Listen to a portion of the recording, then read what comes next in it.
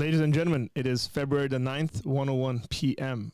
here on the west coast of these United States of America. And we are going to have a lot of fun. At least that's what my anticipation and expectation is. I'm going to bring in our guest, and I'm not going to go through our normal kind of introductions because Dr. Moser has been on our podcast. I think this will confirm it more than anyone else I've interviewed. This is the third time you've been on. I think there's been people that might have had twice on, so you just broke it. You're it. So welcome. Thanks for agreeing to do this. Yeah. The last conversation we had took about 2.5 hours, and we could have gone way further. Which was, I've gotten so much feedback about that, especially from friends, folks that I know personally who've been like, man, like we didn't know that stuff. And I'm talking reformed, non-reformed, like all of the above.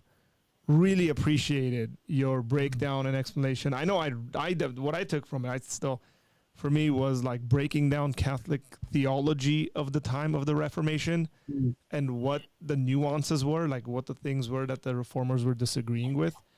But and then towards the end, you dropped this bomb on us about the authorship of the book of Hebrews, where you,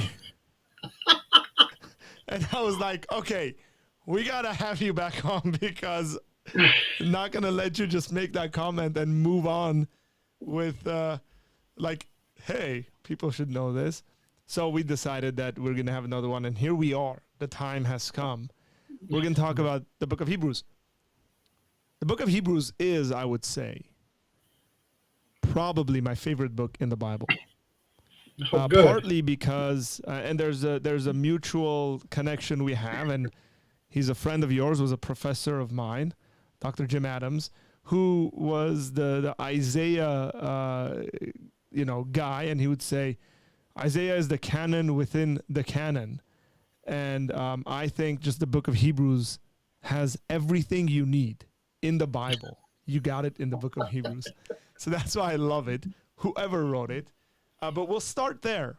What's your interest in the book of Hebrews, other than the fact it's the Word of God? And then what is that? We'll talk with authorship, and then move on from there. Entertain some questions as well. Yeah. Well, my interest in Hebrews goes back to quite literally a Saturday morning when I was an undergraduate student at what was then Life Bible College, now Life Pacific University. I was taking second year Greek from Professor Mark Duzick, who I think you also know. Correct. And, Mark had that week been lecturing on things like, when you study a book of the Bible, read the whole thing from beginning to end in one sitting if you can, highlighting various kinds of observations to make about the text, its background, etc. And for some reason, I didn't have to work this particular Saturday morning. And it was quite unusual, right? And so I got breakfast in the cafeteria, and I was sitting in my dorm room, and I thought, well, okay, I need to do some Bible reading. And I couldn't recall whether I had ever read Hebrews completely through from beginning to end. And, everybody's familiar with chapter 11, the so-called Hall of Faith and things like this. But I couldn't remember one way or the other. I thought, well, whether I have or haven't, it's time to do so, right? Or do so again. And so kind of with the pump primed from Mark's lectures, I read through all of Hebrews in one sitting and made various kinds of observations, jotted a few notes and things. And I thought, wow, that is a really cool letter. And then later that morning, I picked up a copy of F.F. Bruce's New Testament History, which recounts the whole history of the intertestamental period in first century Judea, all the things going on in the background of the New Testament. And I read a quite a long section. I was just fascinated by all the political intrigues going on with the high priests and the various successors of Herod the Great, the interaction with the Romans, and so on, and then getting up into the Jewish War. 66 to 73, when Judea rebels against the Romans. And it just seemed obvious to me that Hebrews was written to address a situation in which people were dealing with the kinds of issues going on with the high priesthood, with the kind of increased nationalism and Mm. fervor of that whole period from about 40 through the end of the Jewish War. Um, and so then, the next week, I think it was, Mark said, okay, now you all need to pick a book of the New Testament for your second year Greek project. And here's the kind of things you're going to do. And, basically broke down a kind of second year hermeneutics strategy. And I picked Hebrews. I thought, well, this will be pretty How cool. I'll just write convenient. this stuff up. Yeah. And so I started in on that project, and I go to the library and I start pulling commentaries off the bookshelf, including F.F. Bruce's, and found that none of them agreed with how I was reading Hebrews. I was reading it as a document written to Jerusalem, either shortly before or after the outbreak of the Jewish War, and the consensus view amongst modern commentators is that Hebrews was probably written to Rome, and that threw me for a loop. Moreover, the consensus view says Hebrews is probably a sermon or a homily rather than a letter. And uh, anyway, and that was also something that struck me as a little bit odd, because Hebrews clearly ends like a letter. Mm. And so, uh, being an undergraduate, I wasn't presumptuous enough to think I'm right and they're wrong. I thought, wow, I have missed something, right? What have I missed in my reading here? What is it that F.F. Bruce and William Lane and Mm. Harry Attridge and all these great commentators know that I don't know, that leads them to different conclusions? So over the course of that semester, I first jumped into these issues and started reading the commentators and looking up articles and stuff. And I expected that I would be persuaded of the consensus view. And everybody had, all the commentators mentioned that the kind of reading I gave to the letter instinctively was the traditional view. That's how it had been read for most of church history. And then they would give little arguments as to why it couldn't have been written to Jerusalem, or why it can't really be a letter, why it was probably written to Italy, um, and so on. But the arguments just didn't strike me as being very strong. And so I kept poking around and digging around, and I was not satisfied with what I was coming into. Like, these are weak arguments, and yet everybody's persuaded by them. Surely there must be something else that they know that I don't know. Um, After I finished as my undergraduate stuff, I went off to Talbot, and I was at the point where I thought, I was doing a lot of New Testament Mm. classes along with theology and philosophy. And the registrar had said, hey, you're signed up for these two MAs, but did you know you're like 5 credits short of getting another one in New Testament? I said, well, I didn't, but um, that's pretty cool, because That's a I'm good idea. planning to sign up for a 3 credit class in the fall. And that leaves 2 credits, which is the size of a thesis. And I'd love to do a thesis on Hebrews. Mm.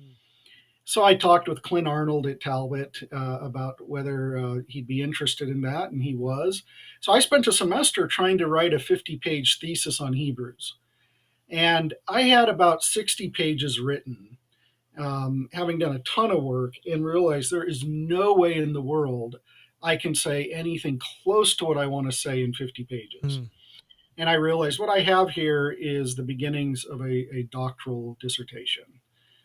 So I actually then didn't do the thesis, took a class in the spring instead, got the degree, and I eventually ended up at the University of St. Andrews, working with Richard Bauckham on a dissertation, or in the UK system, they call it a Mm. thesis, on the Epistle to the Hebrews, and looking at questions like its genre, is it a letter or a sermon, its destination, examining the various arguments against a Palestinian or Jerusalem destination, the arguments for a Roman or Italian destination, and what's the purpose of the letter?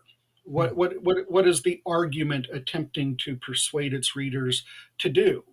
And along the way, I think I came across some interesting new evidence that has direct bearing on some of these questions that the Hebrew scholars had overlooked, and I think helps to settle some of these questions.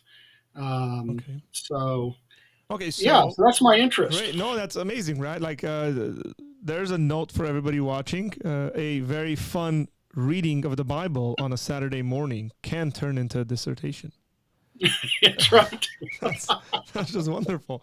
Um, so you end up doing this, and then can people? Is this published? Can people have access to what you've written? Is right like Yeah, so it's not published, but it can be accessed. Some bits are published. So when I finished, I was planning to publish a monograph out of it, but I'd also heard or read somebody give the advice to PhD students and new PhDs not to rush out and publish your mhm. dissertation. And I was persuaded by the reasons this person had given, and I had a few of my own. And if you're an academic, you read a lot of dissertations over the years, and and I've seen some very fine ones that maybe if the author had waited a little bit, matured a little bit, polished it, would have been so much better. Mm. And I thought, I'm going to take this advice and wait a few years and then do it. Um, and then life happens, and a couple of hiccups that were unexpected that changed things in massive Yeah. ways, and so it ended up getting delayed. When I was teaching at Eastern University, I didn't have some of the resources I needed to complete one part of my argument. So there was a section that I had written that dealt with papyri and inscriptions, to get a sense of what does that phrase in Hebrews 13:24, those from Italy send greetings. Mm. What's the sense of the preposition apa there, the from?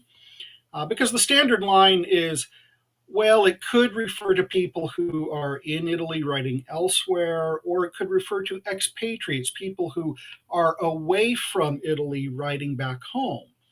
And the standard line is, while both are possible, the latter is more probable. And thus, it's probably expats writing back to Italy. And yet, when you look at ancient interpreters of Hebrews, both commentators like Theodosius or scribes who write subscriptions at the end of manuscripts, they consistently take it that Hebrews is written from Italy to another location. Mm. And the Syriac manuscripts also do the same thing. They understand Hebrews to be written from Italy elsewhere. And I'd wanted to get into, okay, what's going on here with the development of the Greek preposition apa in relation to the Greek preposition ek? We seem to have a kind of standard phrase here, to identify a person in some way. And so I'd done initial stuff in the dissertation, but I wanted to do a lot more. And at a small liberal arts college, Mm. you just didn't have those resources.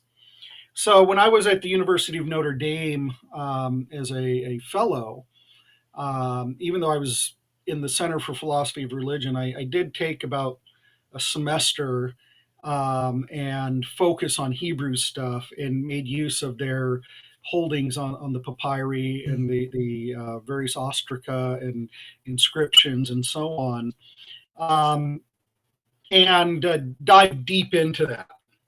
And then just as I was about to jump back into writing up a nice book, I had another one of these life hiccups, and so the book isn't written yet. I've done a lot of work toward it. I have published a couple pieces. There's in this book, the Epistle to the Hebrews in Christian Theology. Your camera's frozen. Your audio's coming through like perfectly. So we're not seeing that. I don't know why it just froze. Oh my. I don't know. It's moving on my end. Oh, there, you're back. Okay, cool.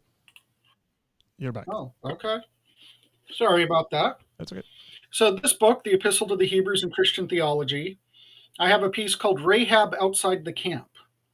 And in it, I give one of my main arguments for why I think Hebrews is written to a community in Jerusalem that's been instructed to leave Jerusalem before it's destroyed. And it summarizes a couple different chapters from my dissertation. I also have a piece that's available in this book, Christian Origins and Hellenistic Judaism. None of your listeners can afford to buy this book. This one you can afford to buy. One of those academic this one is E.J. Brill. So, and the piece in here tackles the issue of genre in a kind of indirect way. So the consensus view is Hebrews is a sermon. That presupposes, of course, that, well, there are sermons of a certain type common in synagogue instruction, common in early Christian communities. And I go through all the extant evidence with a fine-tooth comb to see whether sermons of the sort envisioned were a common form of instruction, whether there's actual evidence for sermons or not. And it turns out that in the first century, instruction on the biblical text took different forms, nothing that looks like Hebrews. So the idea that Hebrews is a written sermon sent back to Italy is implausible just on the fact that first you need to establish that there were sermons. And ironically, a lot of the literature on ancient synagogue liturgies and ancient Christian worship practices simply begins with the presupposition that Hebrews is a sermon, and then they kind of define what an ancient homily looked like, pulling phrases out of Hebrews, but they've begged the question at hand and haven't shown that. And anyway, but both of my contributions to both of those books are on my academia.edu page. So anybody can find them for free there. Cool, thank you. Okay, let's talk about the. I want to start with authorship. Let's start with authorship. Okay, because I think authorship leads to some of the canon questions that have come up when it comes to this. Okay. So here's my standard reply when somebody asks me on authorship. Okay, for 4 years while I was working on the dissertation, every single person, first question is, who do you think wrote it? To which I would say, we need to bracket out that question and set it aside and deal with other questions first. Because here's why. One, we're presupposing that the author is somebody named in the New Testament. Okay. Okay, is that a safe presumption? Right? The author could be or could not be. But there were lots of talented early Christian evangelists, missionaries, right, leaders of churches who could have authored this. So we shouldn't just presume it's somebody that's named. Secondly, when you look at the history of scholarship, of course, you find that almost everybody named in the New Testament is proposed as the author of Hebrews by somebody or other, including Mary, the mother of Jesus. Wow. Okay. So we have a lot of people proposing a lot of different authors. Right. And when you start to look at these arguments, a lot of them they come across as almost a kind of special pleading that the person has picked who they would like the author to be, who they hope it will be, and then they construct a case for that author.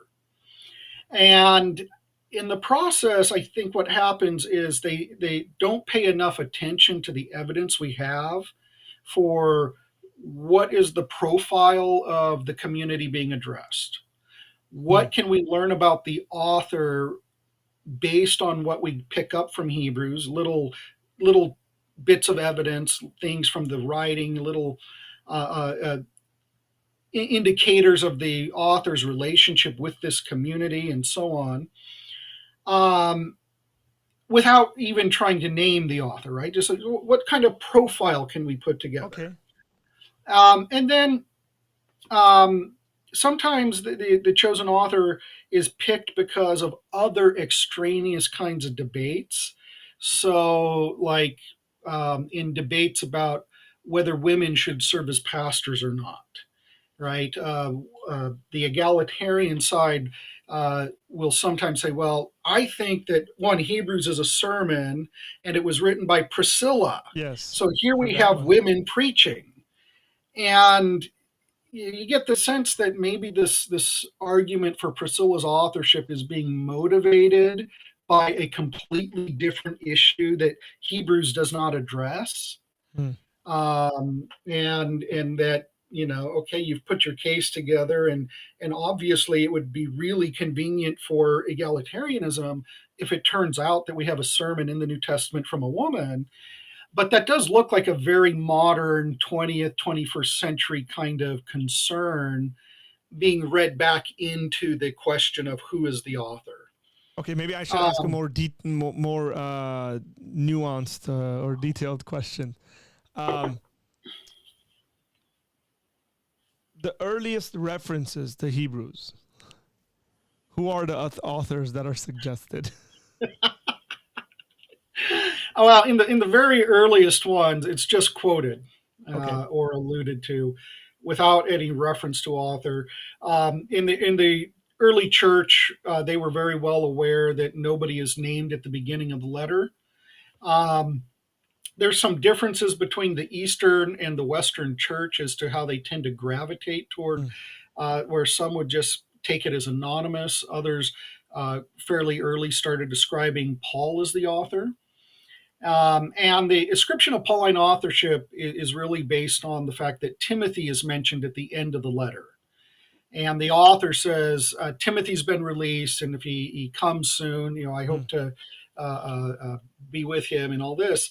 And the assumption is, well, Paul and Timothy are like buddy buddy, right? So if Timothy's mentioned, then the author must be Paul. Which again, you have to say, well, is that a safe presumption? I presume Timothy had more than one friend, Yeah, let's hope so. right? And I'll come back to that point a little later because we know Timothy had Yeah. more than one friend. So there's more than one person who could be referring to him, be concerned about his well-being, and so on. Okay. But that was kind of where things stood up until um, really in the 19th century. You get the majority of New Testament commentators and interpreters saying, "Yeah, Paul didn't write this. It's a different style of Greek. Certain phrases are used in a somewhat different way. Just doesn't have the feel of Mm-hmm. Paul." Um, and of course, it is technically anonymous because we don't have an epistolary opening. And some people tried to argue that maybe chapter 13 or the end of chapter 13, where Timothy is mentioned, was an attempt at pseudepigraphy to make it Mm. look like a Pauline letter. But I think that actually makes the same mistake that the early interpreters did when they said, oh, it mentions Timothy, therefore it must be associated with Paul. Yeah. Um, yeah, there's no reason why somebody else who knows Paul couldn't have written this. And that nobody would have just automatic. I don't think anybody in the first century would have automatically assumed that if Timothy is mentioned, then you must be trying to make yourself out to be Paul, or you must be Paul.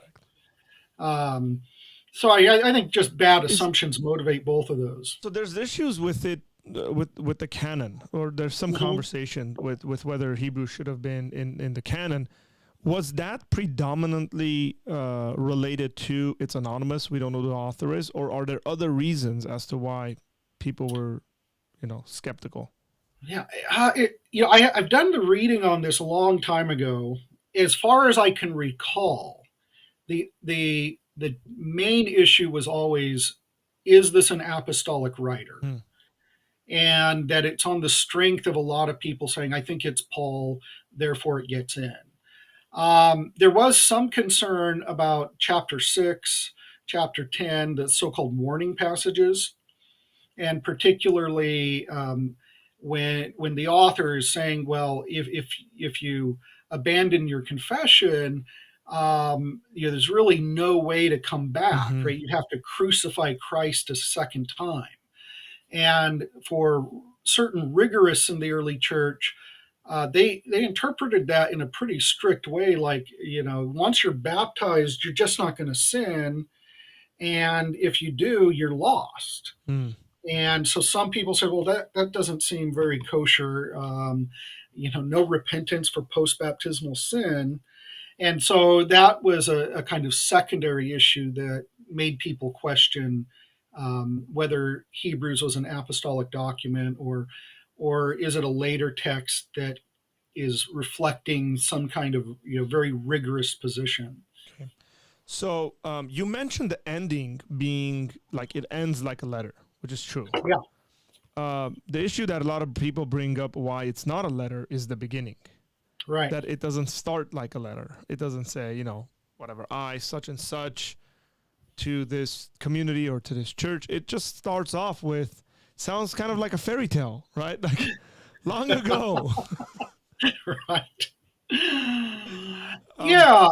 Um, and that's always been, that of course doesn't actually give you an argument for it being a sermon, just for mm-hmm, it not being a letter, right? And so before the sermon idea became so popular, there were people who suggested maybe this was some kind of other oration, maybe more of a philosophical oration or something like that. More akin to what a philosopher might do in the agora or in an academy or something. Um, so that gets you at best what it does is it says, well, maybe it's not a letter, but it's actually some kind of oral text that's been written down, that was meant to be spoken in a performative kind of manner. Now there are a couple, I think, issues there. One is, in antiquity, all letters are meant to be read out loud, or almost all letters, right? Um, and we have evidence of this in Paul's own letters, where he'll instruct people. Make sure you read, to one community, read the letter I sent to this other community, mm-hmm. and vice versa. Man, We that have good reason Laodicean to. letter, I sure would not have Yeah, advanced on that. yeah. I wish we could find that, right? Um, and we have good reason to think that often the people who delivered the letters would read them to the audience.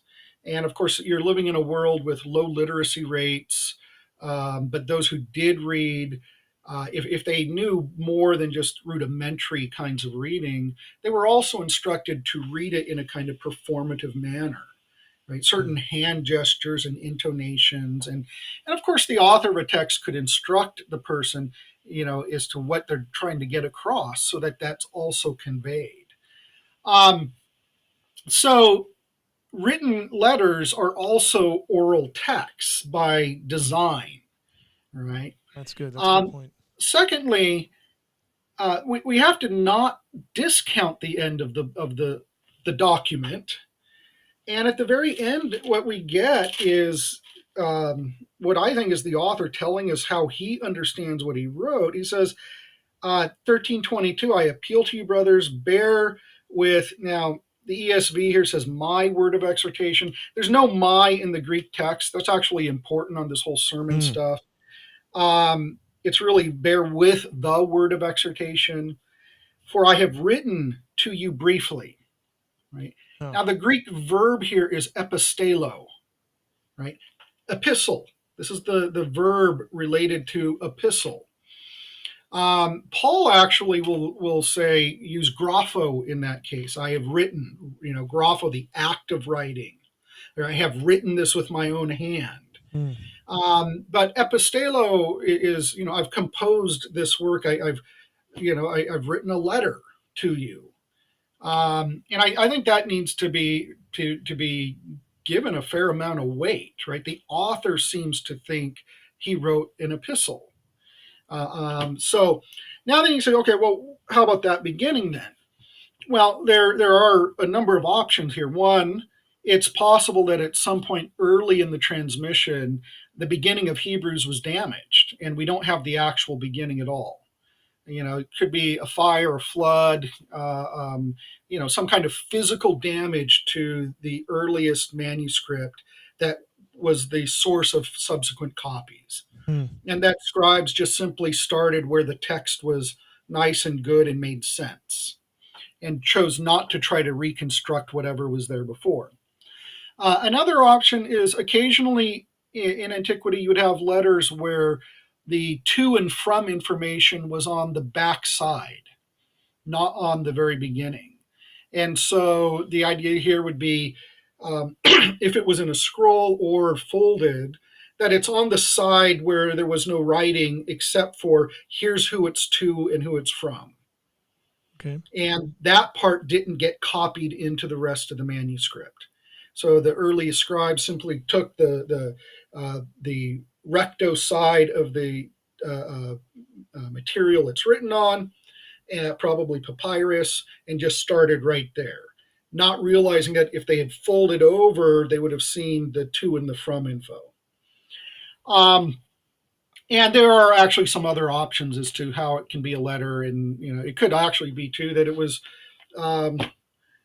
deliberately chose, somebody deliberately wrote it this way and just expected that the messenger would convey all that information, and that it didn't have it written anywhere. It's just orally communicated. They would have known.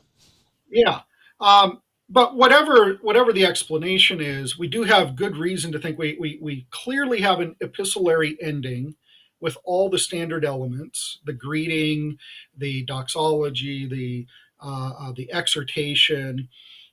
We have the verb epistelo being used. In the body, we have a few indicators of the kind of comments we find also in letters by not just Paul or other New Testament authors, but also early Christian writers like Ignatius, or what we find in the papyri. These indications of relationship and knowledge of one another that show up in the kind of informalness of a letter versus a speech or some kind of oral text. Right. So I don't think there are any good reasons to say it's not a letter. And then I think the arguments for it being a sermon are just bad arguments altogether. And the chief one has always been, and this is where that word of exhortation thing comes in. People say, well, Hebrews describes itself as a word of exhortation, right?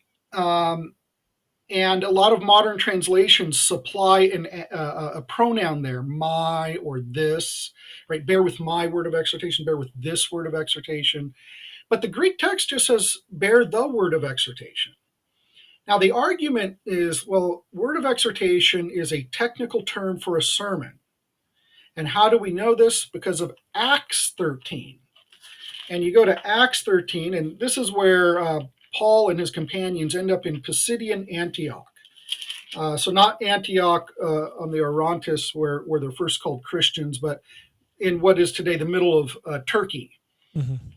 And they get to Antioch and Pisidia, and on the Sabbath they go into the synagogue. In 13:15, after the reading from the law and the prophets, the rulers of the synagogue sent a message to them saying, brothers, if you have any word of exhortation for the people, say it. So Paul stood up and motioning with his hand said, men of Israel, you who fear God, listen, etc., etc. And the claim here is that word of exhortation in Acts 13 refers to the synagogue sermon, Therefore, that's what it refers to in Hebrews 13. And on first blush, it's like, oh, well, that's pretty clever. It makes sense. But then you have to think about what's going on in Acts 13. Does it make sense sociologically that a group of people show up in your synagogue that you've never met? Mm. You see them. You send them a message and say, hey, would one of you like to give the sermon this morning? Right? Now, the closest I've ever seen to something like this, I was visiting a church when we were living in Scotland, a charismatic church, and the minister is introducing the guest preacher. He says, I met him yesterday at a Christian Union event. We were talking, and I just knew he was a man filled with the Spirit, so I asked if he'd be willing to preach this morning. Well, the guy at least had 12 hours heads up, right? Now, I thought that was a bit problematic. Like, vet your preachers a little better, please. Yeah. But right there on the spot to say, would you give the morning sermon? I think that's sociologically implausible. Hmm. Secondly, we need to look at that phrase, word of exhortation. Why presume that it means sermon rather than some other kind of oral message, like, say, maybe something like word of knowledge and word of wisdom, right? It has the same structure, right? Word of, Mm-hmm. and in this case, exhortation. So one of the things I did in my dissertation and in the chapter in this book is I examined this kind of language, and I looked at what's going on in Acts very carefully. And an interesting thing about it is exhortation gets associated very closely with prophecy. So in First Corinthians, at both the beginning and end of Paul's discussion of prophecy, he also mentions exhortation in relation to prophecy. And at the beginning of Acts 13, we're told, now there were in the church at Antioch, and this is referring to the other Antioch, prophets and teachers, Barnabas, Simeon called Niger, Lucius of Cyrene, Manaen, a member of the court of Herod the Tetrarch, and Saul. Right, this is Saul of Tarsus. So Saul and Barnabas are identified as prophets at the beginning of chapter 13. The very next episode is Barnabas and Saul on Cyprus, and they have this confrontation with a false prophet, right? And I think what's going on is that in that story, you have a contrast being made between the false prophet and this guy named Bar Jesus or Bar Joshua, and two true prophets, right? Barnabas and Paul. And then in the next story, what Luke gives us is an example of Paul giving a prophetic message in the synagogue in Pisidian Antioch, and that this is a form of prophecy. Another line of evidence that I think fits with this is Barnabas's name. So Barnabas in Aramaic, Barnabah, right? Son of prophecy, which Luke translates as son of exhortation earlier when he talks about Barnabas, when he introduces him to his readers. So in Greek, we have the Aramaic Barnabah being rendered son of exhortation. But it means son of prophecy. And so I think Luke understands exhortation to be a subspecies of prophetic utterance. And so what they're being portrayed as is itinerant prophets who are being asked, do you have any message for the people? And Paul stands up and gives them this message, which also has reminiscences of some of the Old Testament prophetic texts and some of the confrontations in Jeremiah and such. This is really with the Bar Jesus thing, with Jeremiah's confrontation with false prophets, the pseudo-prophetes. And the language is actually kind of striking that Acts seems to be drawing off of those Jeremiah texts in the way the story is being told. So I think that that the word, the son of this phrase, word of exhortation, refers to a kind of prophetic speech. In Hebrews, it's not a reference to Hebrews itself, but to something that Hebrews mentions. And that's in chapter 12. So in Hebrews 12, the author has given his main argument. He's illustrated it in some very important ways with the figures mentioned in chapter 11. And now he's getting into his very practical exhortations. And he gets to this part in 24, verses 24 and onward, where he draws the contrast between Jesus, the mediator of the new covenant, who sprinkled his blood that speaks a better word than the blood of Abel, who was the first person in the by faith section of chapter 11, commended for offering a better sacrifice. And then the author says, see that you do not refuse him who is speaking. For if they did not escape when they refused him who warned them on earth, how much less will we escape if we reject him who warns from heaven? Now, that phrase, warns from heaven, is actually a word for an oracle, the one giving an oracle of warning from heaven. And the author has already used that language in the previous chapter talking about Noah. So, Noah, verse 7, being warned by God concerning events yet unseen. In both cases, we have this verb krematizo, which is a standard Greek term for the giving of an oracle. And in chapter 12, the author has said, right, effectively, be like Noah, who listened to this krematizo, this oracle from heaven. Don't be like that wilderness generation who heard the message and didn't combine it in faith. Be like Noah, who hears the oracle and obeys it. So don't neglect the one speaking from heaven, an oracle. And I'm persuaded that the word of exhortation in chapter 13 is referring to the oracle mentioned here in 1225. And then, of course, the question is, okay, do we have any evidence for a particular oracle that might have occasioned the kind of letter that Hebrews is, the kind of argument? And of course, we do. Okay. So a question was just asked, and I think we just like went there naturally. Well, there's two, I guess. What is, and I'll read them together. What is the most important criterion that is not met to be seen as a sermon? And the second was letter versus sermon. Why would it matter? Yeah. Well, I think it matters because if we say it's a sermon versus a letter, then you're not going to be thinking of it as being as much a situational kind of text written for a particular community within a kind of crisis. Now, a sermon can address such things, but if it's a letter, it's very much written as an occasional document to address a very particular situation for a very particular community. I think, too, it matters because one, we want to just get it right, and you interpret a text in light of a genre, so you want to have the right genre.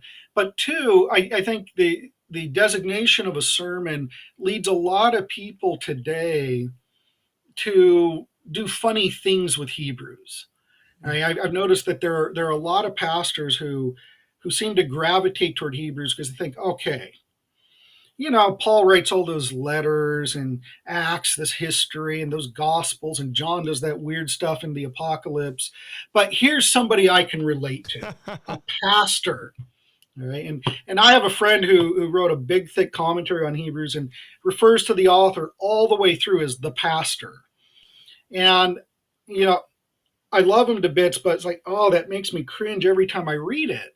Because I don't think that's what we have here. It's not a pastor writing back to his flock or somebody else or sending a sermon back to his flock. I think we have a letter being addressed to a very particular community facing an unprecedented decision within their communal life, within their individual lives, that is causing a very distinctive kind of crisis of faith. And um, if we just say, well, it's just a sermon that's giving us an exposition of some biblical texts, Mm, we're not really going to capture what I think is going on here. And then, thirdly, it leads people to try to figure out what is it a sermon for, since it's not an occasional document in the way a letter is. So one scholar, Gabriella Gallardini, wrote a big, thick book arguing that Hebrews is a sermon written for the ninth of Av, the Jewish holiday commemorating the fall of the temples, both the first and the second temple, and various other tragedies in Jewish history. And she tried to make this case. One, she just sort of assumes the standard argument for Hebrews as a sermon. mm, And then she says, well, in ancient Judaism, we have these lectionary cycles. And she tries to say that, well, some of the texts that Hebrews cites show up for the ninth of Av in the lectionary cycle. So we should interpret this as a sermon that was delivered on the ninth of Av, commemorating the loss of the temple.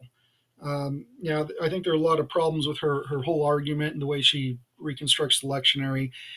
Folks can find a review of her book on my academia page, which has been cited by a few people because it's almost an article in its own right. mm. But Okay. So you you know, mentioned like occasion or some crisis of faith or something like yeah, that people are going through. So this would it be fair to say like this would be the main point of this letter? I think the point of the letter is to address the very natural concerns that would have arisen if you were a Christian Jew living in first century Palestine who received an oracle instructing you, and this part I haven't established this yet, but Correct. instructing you to leave Jerusalem. Okay, now we have Eusebius and Epiphanius, early church fathers, record that the early Jerusalem church, after the death of James in 62, there's a vacuum of leadership. His cousin Simeon will eventually become the head of the church, but there's a vacuum of leadership for a time. So we don't know where Simeon was at this point. And they receive an oracle telling them to leave Jerusalem and go to Pella of the Decapolis. Hmm. And this was the bit that I read about in F.F. Bruce's book that first got me to thinking, well, gosh, Hebrews just perfectly fits that kind of situation. If you're a Christian Jew in the first century and you receive an oracle like that, just imagine the kinds of objections you will naturally have. And and I think that's what the word of exhortation is that the author is referring to, and what this oracle is. Which timeline wise and from my readings like historically makes sense because a lot of Christians did leave Jerusalem before 70 AD. And then there's 70 AD coming up. So the assumption here is that that oracle would have been telling them, get out, it's going to get really bad. Right, right. And but of course, I need to establish that the thing Yeah, that we have reason to think it was written to Jerusalem in the first place. correct. Okay, and so we can go on a really big tangent on that, and I have lots of cool stuff on there. But um, bracketing that out for just a moment, right? If you assume that something like this is in view, and you say, okay, let's think of Hebrews as a document of Second Temple Judaism at a time when Christianity is really a sect of Judaism. It's not a differentiated religion, right? The category religion doesn't exist in the first century. So you have different groups, and obviously the Book of Acts presents the Christian community is still worshiping at the temple. That's Mm-hmm. where Paul gets arrested, being brought before the Sanhedrin to be held accountable to Jewish law. Right, so Paul addresses the Pharisees and the Sadducees, says, "Hey, brothers, I'm a Pharisee, the son of a Pharisee. That's why I'm here on trial." Right? We have early Christians are Jews, and Gentiles coming to faith in Jesus as the Messiah poses this big problem for the early community because, like, wow, we did not expect that. What do we do with Gentiles? Do we have to have them circumcised? Do we not? Do they have to keep food laws? Do they not? Etc. Right? And of course, that's a lot of the debates that lead Paul eventually to write Galatians. It's in the background of Romans, Acts 15, the Jerusalem Mm. Council. Hebrews is interesting because you don't have any indication that issues with Gentiles are at all in view, right? Nothing about circumcision, Correct. nothing about food laws, nothing about whether you can eat food sacrificed to idols. It's written to a group where that just doesn't seem to be an issue in any sense, right? Which I think is a reason to think, well, probably to a Jewish community. But now, if you're thinking of this, not anachronistically, which so often interpreters have done, right? They read Hebrews as a text written to Christians who left Judaism and are tempted to go back, right? The relapse Mm-hmm. theory. Yeah. But no first century Christian would have thought they had left Judaism, right? They would have just thought, well, the hopes of my people have been fulfilled. God sent his Messiah. The son of David has come, right? I mean, there's nothing more Jewish than saying the Messiah has come. And so they would not have thought of themselves as non-Jews or former Jews. They would have thought of themselves as Jews who have seen the promises made to Abraham, Isaac, Jacob, and the prophets fulfilled. Mm. So if you're in this position and you're somebody who's been worshiping at the temple, like Acts records James and Paul doing, and others, then you're told leave Jerusalem, right? I think you're going to have a kind of epistemic crisis. Yeah, I've believed in Jesus and what he taught, but the law of Moses, I mean, the law is the law, and the law says offer sacrifices. How do I offer sacrifices if I abandon the city to the Romans? What if they destroy the temple like the Babylonians did? Right? I mean, the law says to offer sacrifices, and the early Christian community continued to offer sacrifices. Right? The very last thing we have recorded of Christians with the temple is in Acts. You have Paul, who goes in to offer sacrifice with some men, paying for their sacrifices for the completion of a vow. And outside the New Testament, the recording of James being arrested in prayer at the temple. So, right, the last thing we find is Christians are in the temple. Now, if you're a first century Christian, you're going to think, okay, that doesn't seem to make sense that God would say, give up the temple and give up this divinely sanctioned institution. And so you're like, well, what about the Torah? I mean, yeah, Jesus has been great, but if Jesus is the one giving an oracle, and that's how Eusebius and Epiphanius portray it, is that Jesus spoke to the community in this oracle. Well, now you're thinking, okay, which trumps, the word of the Torah or the word of Jesus? Mm. And you think about, okay, well, what's in favor of the Torah? Well, it was delivered by angels on Mount Sinai, right? And Galatians also alludes to this, right? I mean, God sent angels to deliver the law to Moses, and it was given to Moses, who's the greatest of the prophets. Well, and then you look at the argument of Hebrews, right? In former times, God spoke in many ways, many times through the prophets, but in these last days, he has spoken by a son, right? A son trumps a prophet. Mm. And then you get the argument in chapter 1, to which of the angels did he ever say? Showing that Jesus is superior to the angels who mediated the law to Moses. Then you get to the very next bit is about Moses, who is like phenomenal in all of God's house, but as a servant. But Jesus is over God's house as a son. And then, you think, well, yeah, but, the priesthood, that God instituted with the sons of Aaron and all of this. What about all that stuff? Well, then the author effectively says, well, did you notice things like, God didn't actually have the people enter into their full rest. Otherwise, David wouldn't have spoken of a Mm. rest to come. So, in some sense, the land promise that is fulfilled in Joshua is still yet, in a sense, unfulfilled. So, if you leave the land, you haven't given up the land promise, because the land promise really points to this eschatological Sabbath rest of God, the Sabbatismos.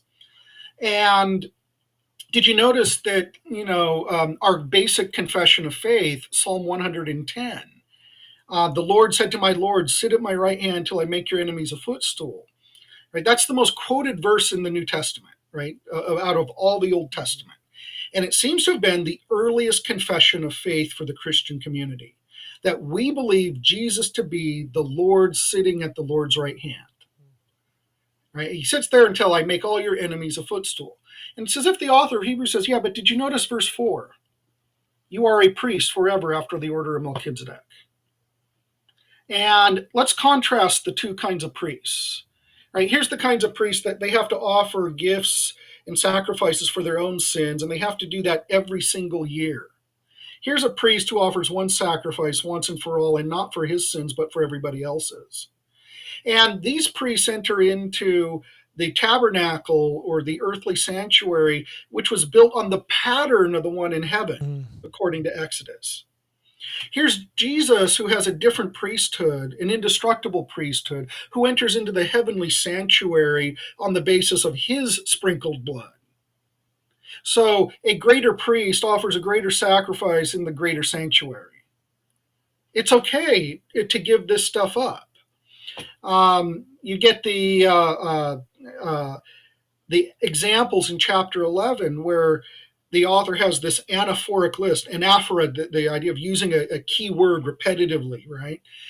By faith, peace day, right? By faith, Abel, by faith, Noah, by faith, Enoch, Noah, Joseph, etc., all the way down to Rahab, who is crucial for the argument of the letter. You have to ask me about Rahab. Okay. And then in each case, he's highlighting things that he seems to want his readers to emulate. So Abel is commended because he offered the better sacrifice, right? He offered to God a more acceptable sacrifice than Cain. And through his faith, though he dead, he still speaks. The author is wanting to say, look, there's a better sacrifice, and that's the one you need to be concerned with. So if Abel offers a better sacrifice than Cain and is considered righteous, you need the better sacrifice that's better than the one offered through the temple and the Aaronic priesthood. You need the sacrifice offered by the priest after the order of Melchizedek, after the likeness of Melchizedek, the indestructible priest, who doesn't do it every year, but once for all.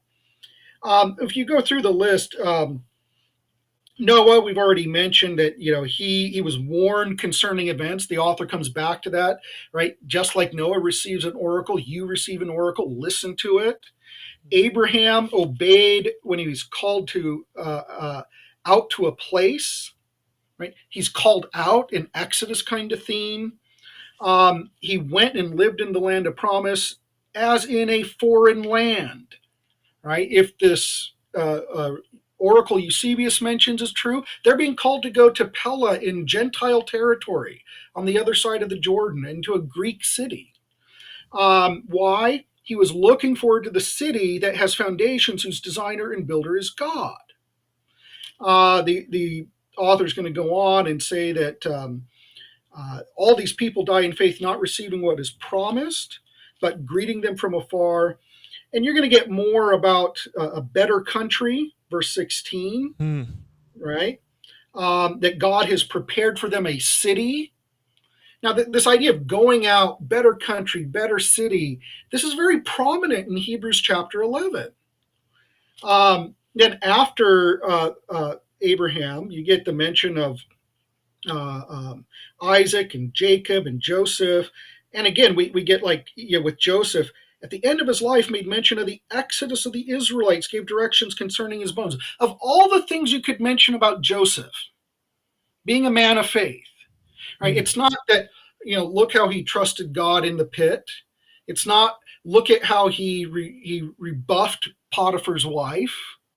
It's not, look how well he ruled over Egypt. It's, yeah, he said, take my bones out of here. Right? So this Exodus theme is like really being highlighted. And then Moses, here the author's going to actually get very anachronistic. We have this long bit about Moses, and by faith, he is going to leave Egypt, verse 27, not being afraid of the anger of the king, for he endured as seeing him who is invisible. Now, also in the commendation of Moses, we're told in verse 26, he considered the reproach of Christ greater wealth than the treasures of Egypt. Well, that's anachronistic because Moses, at best, has this prophetic, kind of obscure notion of what God's promises are, right? That's how Peter puts it for all the prophets. And he says he bore the reproach of Christ. Well, that phrase shows up in chapter 13 of Hebrews. Let us therefore go to him outside the camp, bearing his reproach. For here, key bit, we have no lasting city, but seek the city that is to come. So Hebrews 13 comes back to the very themes of chapter 11 about a land, a city whose builder and founder is God, or architect is God. They let us therefore go to him, that going out, Exodus kind of theme. And just like Moses, they're being told, bear the reproach of Christ. So chapter 11 is constructed in each case to tell the readers to do something that he's going to get more explicit about in chapters 12 and 13. Now, this comes to a very interesting climax.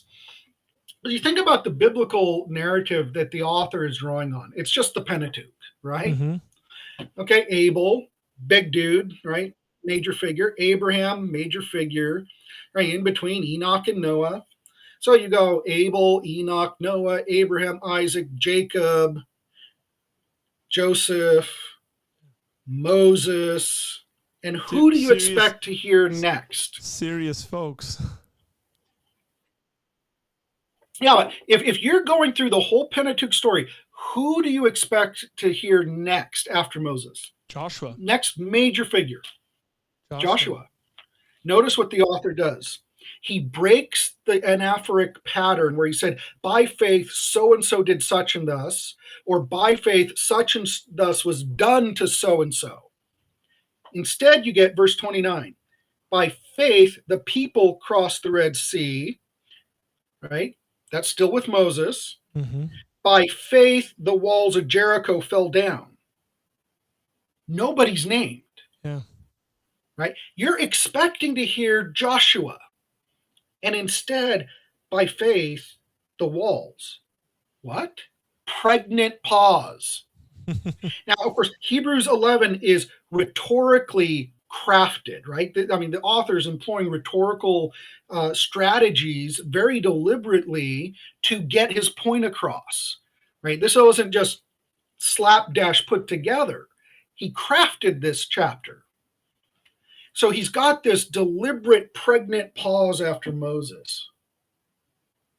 And then he surprises you. By faith, Rahab. Oh. By faith, Rahab. What? By faith, Rahab, the prostitute, did not perish with those who were disobedient because she had given a friendly welcome to the spies. And then you get another rhetorical point, verse 32. What more shall I say? For time would fail me to tell you of Gideon, Barak, Samson, Jephthah, David, Samuel, the prophets, etc., etc., etc. So it's like he's marched you up a mountain by faith, by faith, by faith, by faith, by faith. You're about to get to the top, pregnant pause. And when your ear is expecting by faith Joshua, he surprises you by faith Rahab. Mm. And then immediately says, what more shall I say? Time would not permit me to. And then it's like you're rushing down the mountain, right? So Rahab is up here at the rhetorical high point of the list. And it's not accidental. So then we have to say, okay, what's going on with Rahab? This is And brilliant. this all gets us to Jerusalem very Yeah, like quick. it like totally just like clicked into place for me because I was Well, like, you froze there. I don't know if you can hear me. oh, I can hear you. Can you hear me? Okay. Okay, can you hear me? All right. So you go to the commentators. Yeah, I can hear you. Okay, I was We're saying good, I that think. I was saying that it all brought So, it together, considering the city Jerusalem, the city Jericho, escaping destruction in the city. I was just like, man, okay. So, yeah, you have Rahab at the pinnacle. If you go to the commentators, what you're going to find is, there are basically three kinds of explanations. Well, she's a Gentile and she's mm-hmm. the prostitute, right? I mean, this is kind of her standard description in ancient literature. Hey, porne.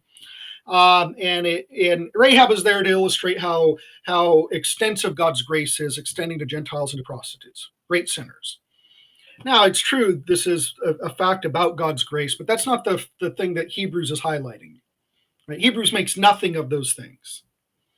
And some have said, well, she's just really popular in ancient literature. Well, yeah, she shows up in James and First Clement, and a lot of people talk about her, but that's not really accounting for why is she at the rhetorical pinnacle. Yeah. Some say, well, it's because she's a woman, right? Everybody else on that list is a man.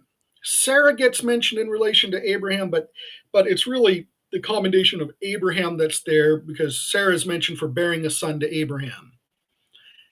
Well, it is interesting that Rahab is a woman at the center, which makes it actually all the more astounding that she stands there in the place of the captain of the conquest, Joshua. The expectations he's created with this by faith, by faith, by faith thing. Now, then others will say, well, it's because in Joshua chapter 2, Rahab has a confession of faith. We have heard of the Red Sea being dried up and what you did to the kings of the Amorites, and we are sorely afraid. But that's not what faith is doing here in chapter 11, right? It's not about having a profession, it's about having action, doing something based on what God has said.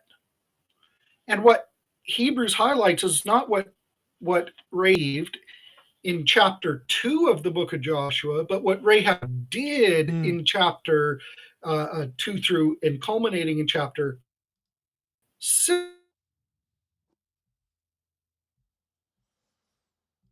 did not perish with those who were disobedient.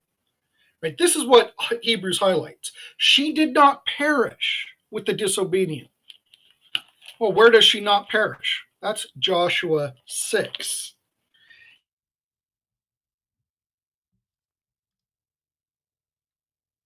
Okay. Sorry, guys. Let's see what's going on because we just lost them.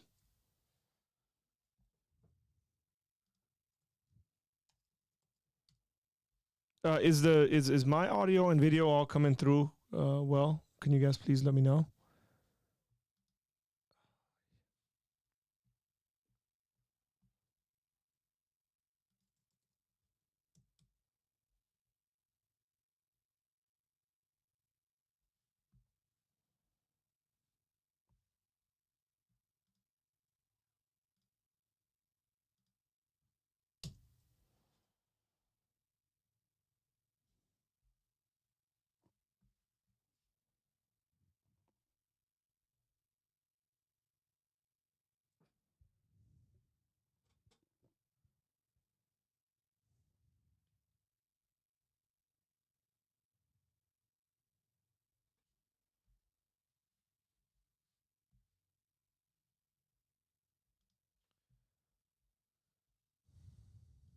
This is interesting.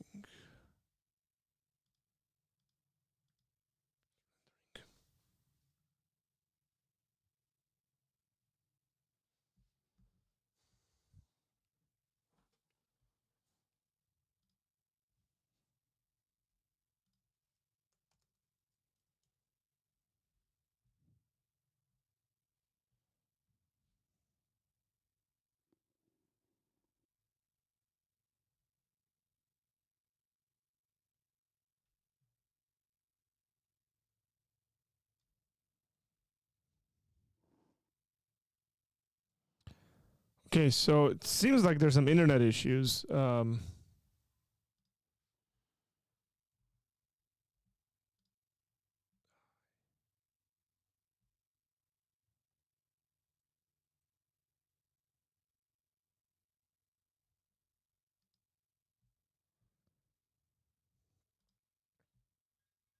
There we are. Okay.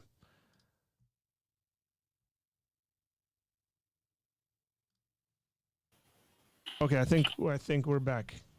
Oh, okay. Yeah, I don't Not sure think. what happened there. Yeah, I wouldn't necessarily just off the bat blame you. It could be on my end, but Yeah, I just got a message that said something like "Thank you for the whatever," and it was like just done. yeah, So anyway, yeah. Okay, so Rahab, Rahab. go. Okay, so Hebrews does not summarize the confession of faith that she makes in chapter 2.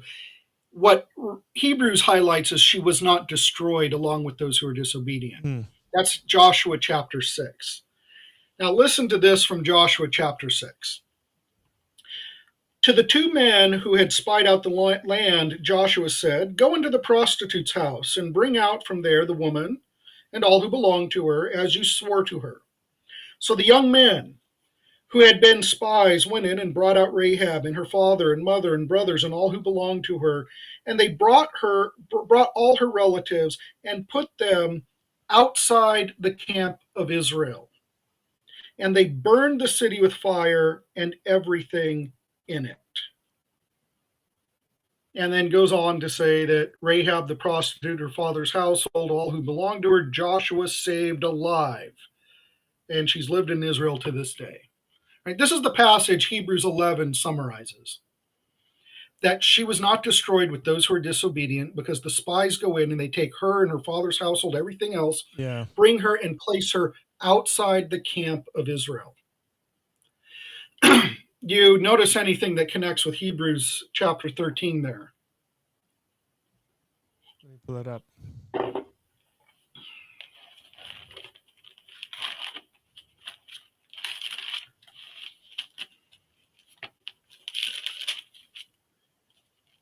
Beginning at verse 11. Hmm. For the bodies of those animals whose blood is brought into the holy places by the high priest as a sacrifice for sin are burned outside the camp. So Jesus also suffered outside the gate in order to sanctify the people through his own blood. Therefore, let us go to him outside the Inside the camp camp. and bear the reproach he endured. For here we have no lasting city, but we seek the city that is to come.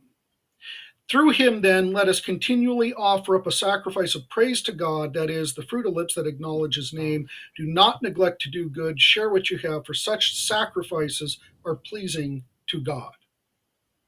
Now, I think it's clear that the author of Hebrews composed chapter 11 to bring Rahab to that rhetorical peak, because he expects his readers know the Rahab story. Yeah. And they know that she was saved by being placed outside the camp. And her city was destroyed. And then he comes back to this in chapter 13, and he's really explicit. Let us then go to him outside the camp. And outside the camp is now the place of salvation from destruction. Okay. Now, the parallelism of chapter 13, it's pretty clear that the camp in chapter 13 and the gate, right? So we have this structure of the animals are burnt outside the camp. Therefore, Jesus suffers outside the gate. Let us go to him outside the camp. Right? The gate is obviously the gate of Jerusalem. Yeah. Okay. In the world of the temple, when you have to offer certain sin offerings have to be burned outside the camp. The ashes from the altar have to be taken outside the camp. So Jesus suffers outside the gate. Now, when you're dealing with the sacrificial laws, the camp is Jerusalem. Yeah. He suffers outside Jerusalem. Therefore, let us go to him outside Jerusalem. Yeah. Okay. Now, I mentioned that I found new evidence that has direct bearing on this stuff. Dead Sea Scrolls. Hmm. There's a fragmentary letter in the Dead Sea Scrolls, uh, uh, often referred to as 4QMMT, Miksat Hamaseh HaTorah. It's about some rulings on some works of the law. New Testament scholars tend to talk about MMT in relation to Galatians and what Paul says there about works of the law. What they overlook, which I think is more interesting and important, is what it says about this camp language. Now, if you think about the Old Testament camp language, this language shows up in Exodus, Numbers, Leviticus, Deuteronomy, right? The legislative portions of the Torah with regard to sacrificial legislation and ritual purity. So certain sin offerings have to be burned outside the camp. The ashes of the altar have to be taken outside the camp. The skin of certain sacrifices has to be burned up outside the camp. Okay. Ritual purity, there are certain impurities you can contract that if you have that impurity, you are not allowed inside the camp until you have purified yourself. And some impurities can't be cleansed, and so you can't go into the camp. So a leper can't go into the camp as long as he's got leprosy. But a menstruant woman can go in after she undergoes the purification rite, or if you touch a corpse, or you have a seminal emission, or some other impurity that you contract, right? It excludes you from the camp for a certain period of time, and then you can go in. Now you think about first century Jew, can't go into the camp. A leper can't go into the camp as long as he's got leprosy. But a menstruant woman can go. Okay. What we have is a world of in which people are concerned about issues of ritual purity and doing the sacrifices correctly. The world they live in is a world of city and temple, Jerusalem and the temple. But all the legislation is in terms of the camp and the tabernacle. So how do you apply the legislation to the reality in which you live? Now, the straightforward thing, the simplest solution is, well, one-to-one correspondence. Whenever a Pentateuchal law refers to the tabernacle, you apply it to the temple.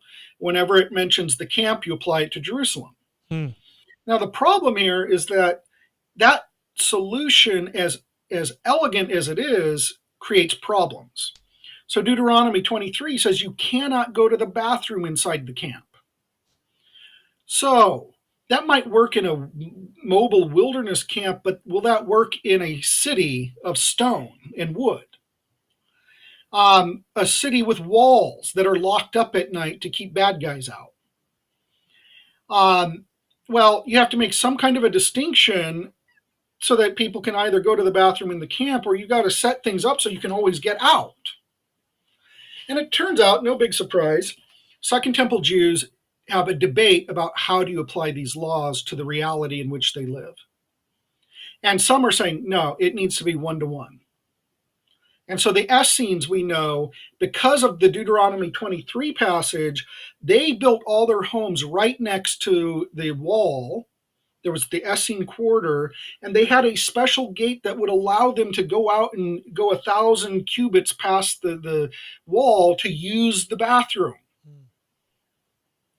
Because they treat Jerusalem as the camp and make no distinctions. Others look at Numbers chapter 2, where you have a distinction made between the camp of Israel, the camp of the Levites. So the camp of Israel are the encampments of the 12 tribes. And then in the middle, you have the camp of the Levites, which is really where the Levites and the priests do all their stuff. And then you have the sanctuary, which is the camp of Yahweh. And they said, see, 3 camps. So some of the laws apply to the whole thing. Some apply to just the camp of the Levites. Some apply only to the camp of Yahweh. And of course, for the people who take the one-to-one view, they're going to say, no, no, no. When you let somebody into Jerusalem and you're saying, well, they're only disallowed from the Temple Mount or disallowed from the sanctuary, you're defiling the camp. Okay. So, 4QMMT, sometimes known as the halakhic letter, halakha, dealing with Jewish law and etc. appears to be a letter written to the Jerusalem authorities. And they're dealing with they're saying, here are our judgments on some of the debated issues of the day. Here's one line. We think that the temple is the place of the tent of meeting, and Jerusalem is the camp, and outside the camp is outside of Jerusalem. It is the camp of their cities. The authors of MMT have defined their terms of art, right? These are legal terms of art in Jewish law. And they're defining them, saying, we say the tabernacle is the temple, and we're saying that the camp is Jerusalem. Another fragment. Jerusalem is the holy camp, the place which he has chosen from among all the tribes of Israel, since Jerusalem is the head of the camps of Israel. And they're understanding the camps of Israel, the plural, from Numbers, to refer to all the walled cities in Palestine. So in their view, the camps of Israel are the walled cities, but the camp is the head of them all, Jerusalem. So what you've got is a very understandable hermeneutical problem that arises because of the fact that you're applying laws formulated in one set of terms to a different reality. You have to figure out a way to do that in a way that's livable. The Temple Scroll, also from the Dead Sea Scrolls, takes a more creative approach, and what it does there is it puts all those laws being promoted, harmonizes them all, right? All the little discrepancies between Deuteronomy and Exodus or Leviticus, presents them as one nice synthetic law, and formulates all of them not in terms of the camp and the tabernacle, but in terms of the city of the temple and the city of the temple, but puts it as a prophecy given to Moses. So it's as if Moses has been told, Moses, in the future, here's what the law looks like. In the city of the temple, you will or you will not. Right? Making it out as if God had always formulated those laws in terms of the current realities, but dealing with that same hermeneutical problem. And I contend that every Christian Jew would have known that the tabernacle and the temple are equated in some way. The camp in Jerusalem are equated in some way. And these are legal terms of art. And you would have had to know this and then taken some view on the debate as to whether the camp is Jerusalem simplicator or whether you can distinguish camps within it. But you know the camp is the legal term for Jerusalem. Just like in our laws, the capital refers to, in federal law, the Washington, D.C. In California state law, it refers to Sacramento. But should the capital be moved, the law wouldn't change because it refers to the capital. And I think what we've got here is the author of Hebrews employs the halakhic terms of art, making an explicit reference to Jerusalem. And he's telling his readers, you need to be like Rahab. You need to find salvation from destruction outside the camp. And that's where Jesus went to offer the better sacrifice as the better priest, the sacrifice that can deal with your conscience, not just with outward washings and all of this stuff. But he says, there's still a sacrifice for you to offer. In chapter 13, shows that the readers are concerned about sacrifice. So at the beginning of 13, or middle, I guess, he says, verse 9, do not be led away by diverse and strange teachings. It is good for the heart to be strengthened by grace, not by foods which have not benefited those devoted to them. We have an altar from which those who serve the tent have no right to eat. And that's right before he gets into the camp stuff. Now, something to notice here is the word for foods is really, it's bromosin, a standard word for meats. The ESV here puts it as those who are devoted to them. The Greek text is those who walk. Those who walk. Halakha is to walk. Okay. And he then mentions that we have an altar from which the priests have no right to eat. Now, you keep in mind that with the sin offerings and the guilt offerings, part of it's burned on the altar, the priests eat the rest of it. But nobody else is allowed to eat those sacrifices. Mm-hmm. Burnt offerings, the altar consumes it all, but no people. There is a third category of sacrifices, the shared sacrifices. So different translations give different renderings, but votive offering, peace offering, thank offering, right? We have three different shared sacrifices. Those are the ones that you bring and you get to eat. And people seem to have thought that eating the holy foods that have been sanctified by the altar, think of 1 Corinthians 10 and what Paul says there, that they benefited from that in some way. And that seems to be what's presupposed back in 1 Samuel with the story of Hannah, that Elkanah has two wives and Hannah can't bear bear children, so her husband gives her a double portion of the sacrificial meat, hoping that will help her to bear a child. And here the author says, look, you seem to be, I've given you an argument for why you don't need the sin and guilt offerings, because Jesus has done that in the better sanctuary. And back in chapter 10, he quoted from the Old Testament, sacrifices and offerings you have not desired, but a body you prepared for me, burnt offerings and sin offerings you have taken no pleasure. Then I said, behold, I have come to do your will, O God. It is written of me in the scroll of the book.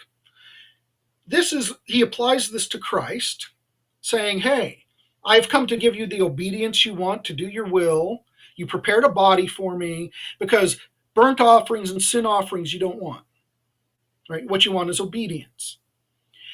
But that doesn't quite cover all the sacrifices of the Old Testament cultus. It's missing the shared offerings. And that seems to be the last concern that he's going to deal with here. That the readers are concerned about the shared sacrifices that they want to benefit from by consuming them. He says, we have an altar that not even the priests get to eat from.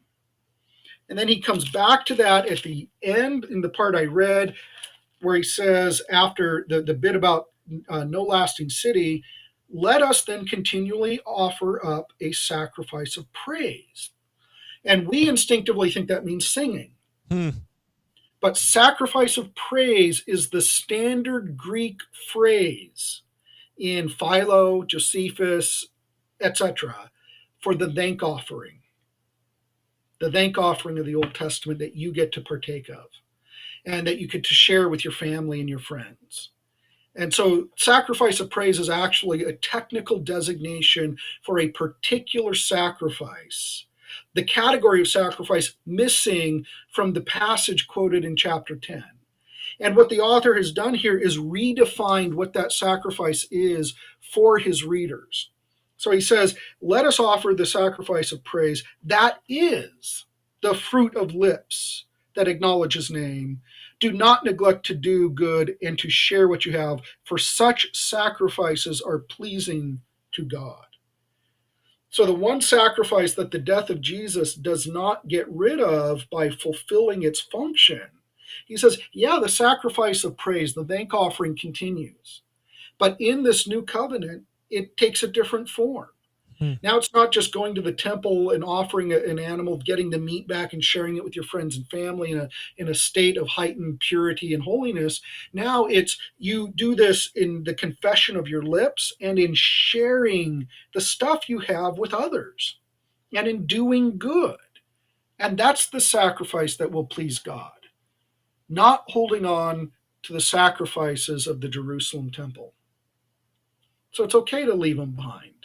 They fulfilled their function. Chapter 8, right? It's all growing old. Yeah, it's it's soon all to pass obsolete. away. It's obsolete. But he's now dealt with all the theological objections that you, as a Christian Jew in the first century, would have naturally had if you were a serious Christian. Because keep in mind that, when first century Christians didn't think like modern Christians about the Old Testament. They didn't think, oh, I'm so glad Jesus did that and I don't have to do any of that Old Testament stuff. Right? They thought in terms of, okay, I'm a sinner and I have this chance to repent. I didn't keep the law. Well, now I'm going to keep the Sabbath because I was a Sabbath breaker. And I'm not going to commit adultery because I was an adulterer. And, I was eating bacon double cheeseburgers. Now I'm going to keep kosher. And the people who respond to the message of John the Baptist, Jesus, the apostles, right, in the first instance, what they're going to do is start keeping God's Yeah, they're gonna commandments and this is faithfully. the repent. Yeah, Like, what is John saying when he says repent? that's right. So when you get a message saying leave the temple, the priesthood, the sacrifices behind, this is highly counterintuitive. Hmm. Because you came to Christ in an act of repentance marked out by baptism, a ritual washing that marks you out for a new identity. Now is not a sinner, but somebody who loves God and keeps His commandments. And now you're being told, hey, you don't have to keep all these commandments about sacrifice and festivals and all the rest.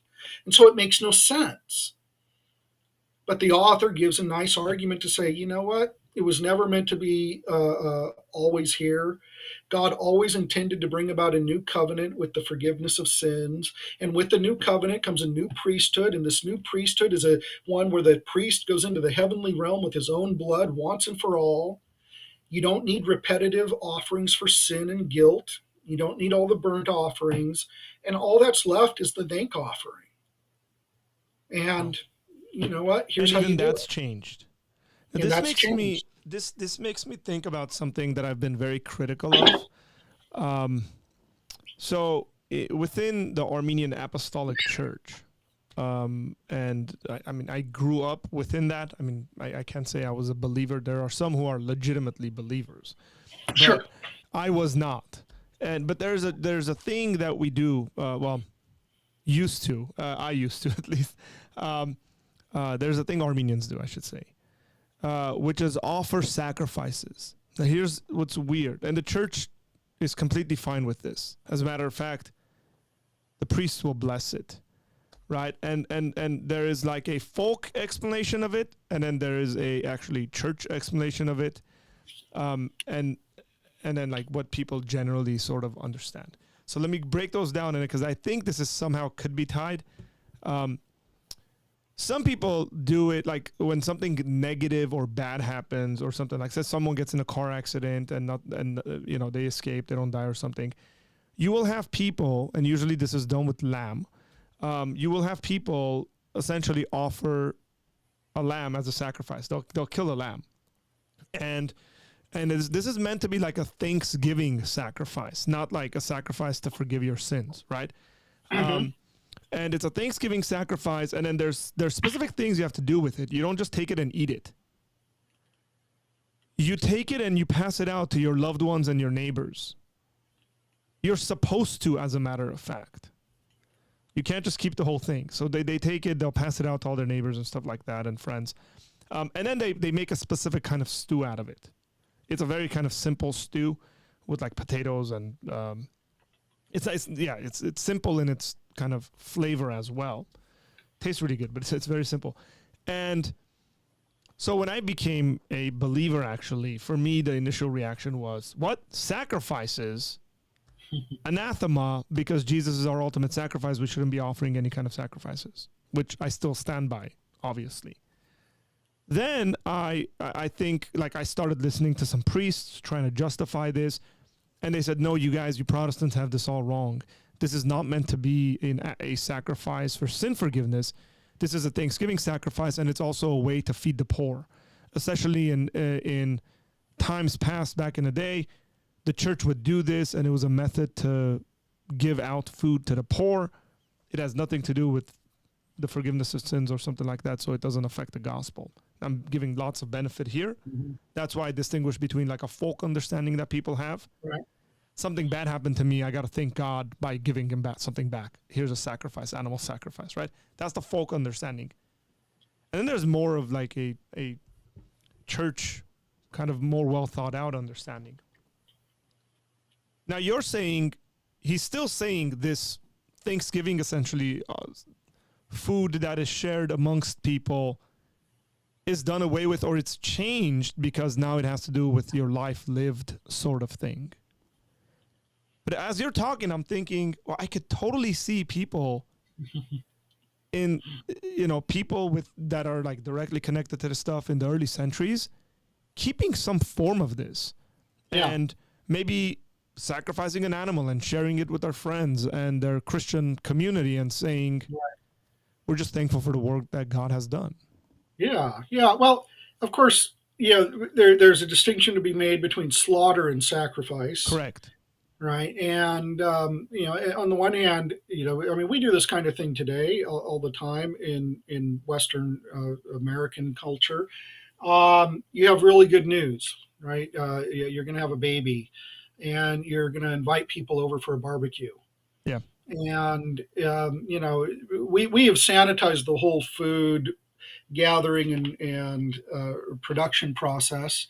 But, those hamburgers on your grill, a cow was slaughtered for Correct. those, right? And effectively, in older times, you would have gone out and slaughtered a cow, and then you'd have cooked it up and shared it with your friends. As far as that kind of thing goes, if you're thinking of it as, well, you slaughtered an animal in order to have a big barbecue party out of gratitude for something like having a new baby, getting a new job, being saved from some kind of disaster, or you Mm. recover from some serious illness, right? I mean, there's something very appropriate about Yeah, it's celebration. celebrating Yeah. over food. Um, Now, if you call it a sacrifice, um, there's a little, I mean, biblically, the problem is, well, nothing slaughtered away from the sanctuary is a sacrifice, Mm. properly speaking, right? Now, the Old Testament, you have people who build altars elsewhere, but you have to have an altar. If you're just on your farm out in your village and you slaughter a cow, like Yeah. say, when the prodigal son comes home, nobody calls that a sacrifice. The man is grateful that his son has come home, and he celebrates and he slaughters the fattened calf.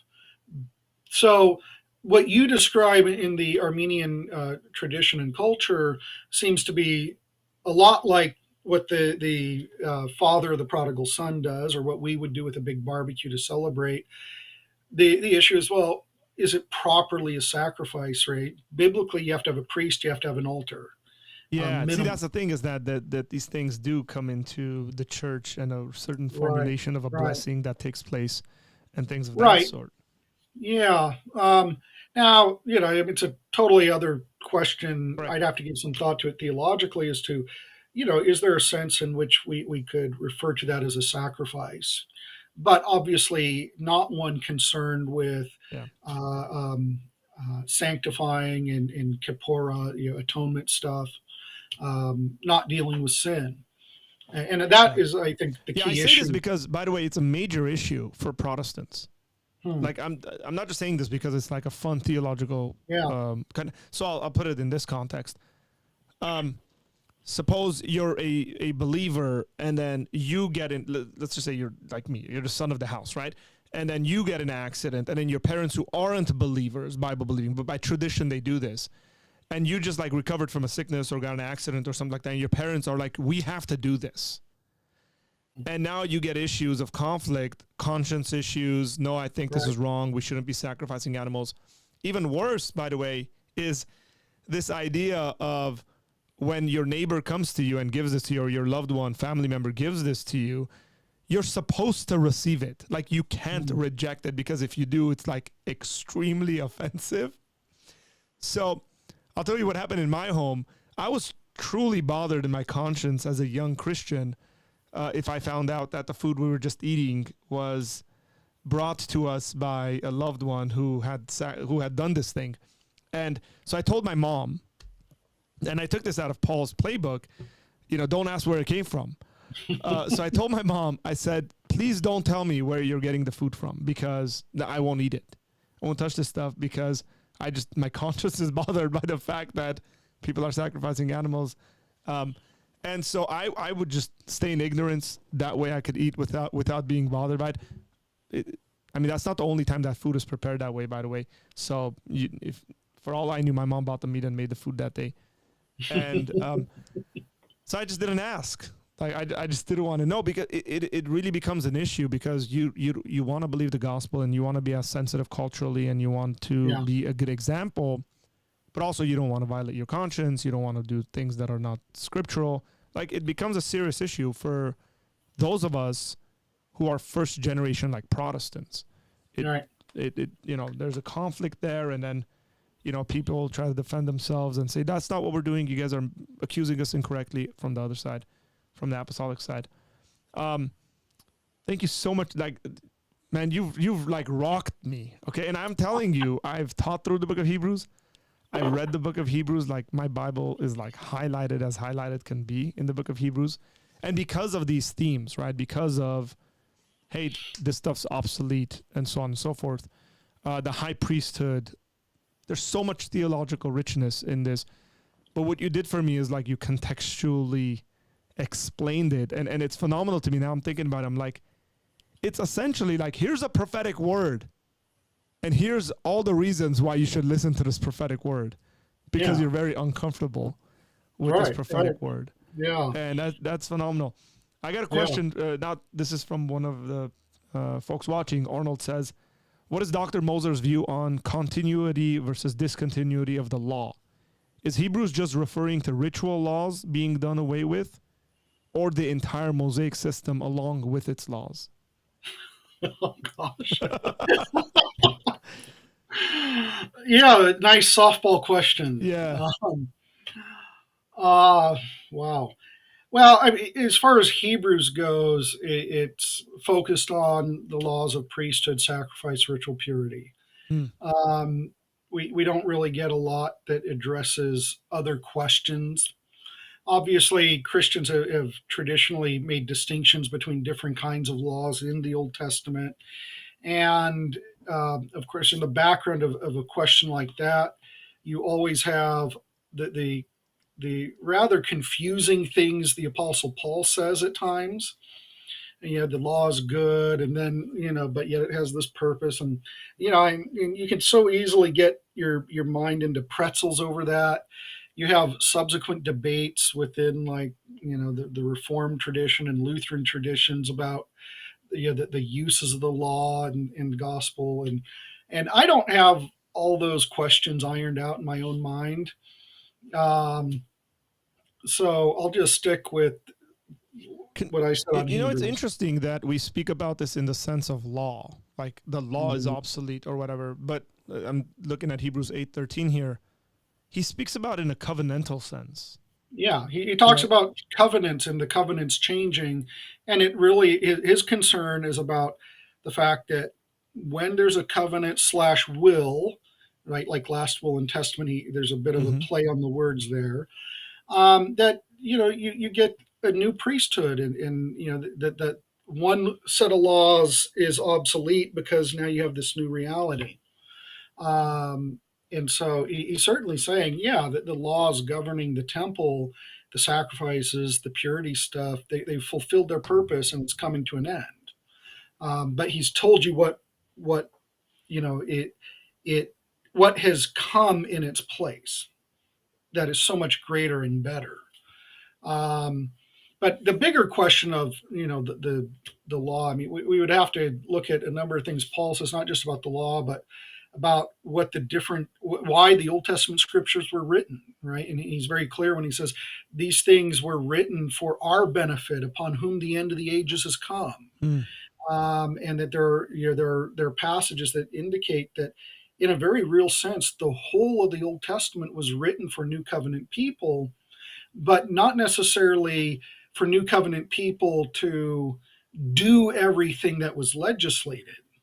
And particularly, of course, not Gentiles, because they were never required, certainly outside the land of Israel at least, required to do all sorts of things. So a Gentile could be righteous before God even in the Old Testament times and eat pork, because they were never told they shouldn't. Right, the Noahide laws is what governed Gentiles. So, but that's a big, complicated question. Yeah, and I know what you want to get to is authorship.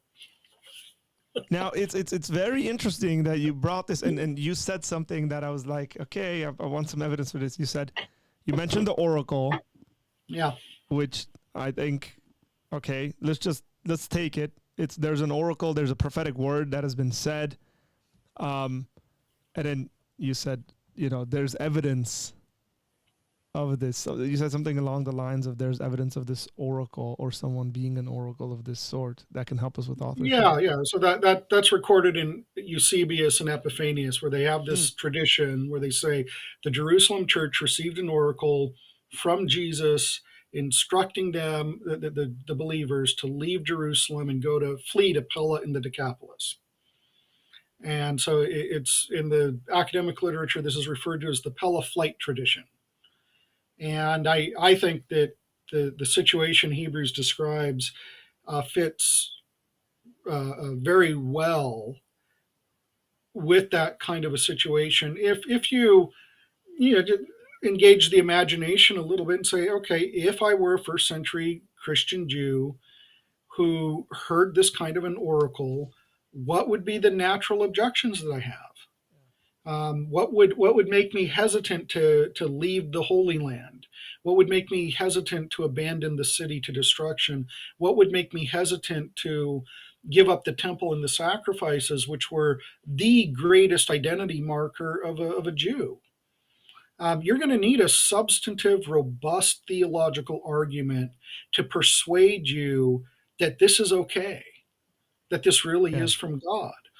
And so, when I read Hebrews and you just look like, well, he's trying to show you that Jesus is superior to the prophets. He's superior to the angels that mediated the law. He's superior to Moses who gave the law.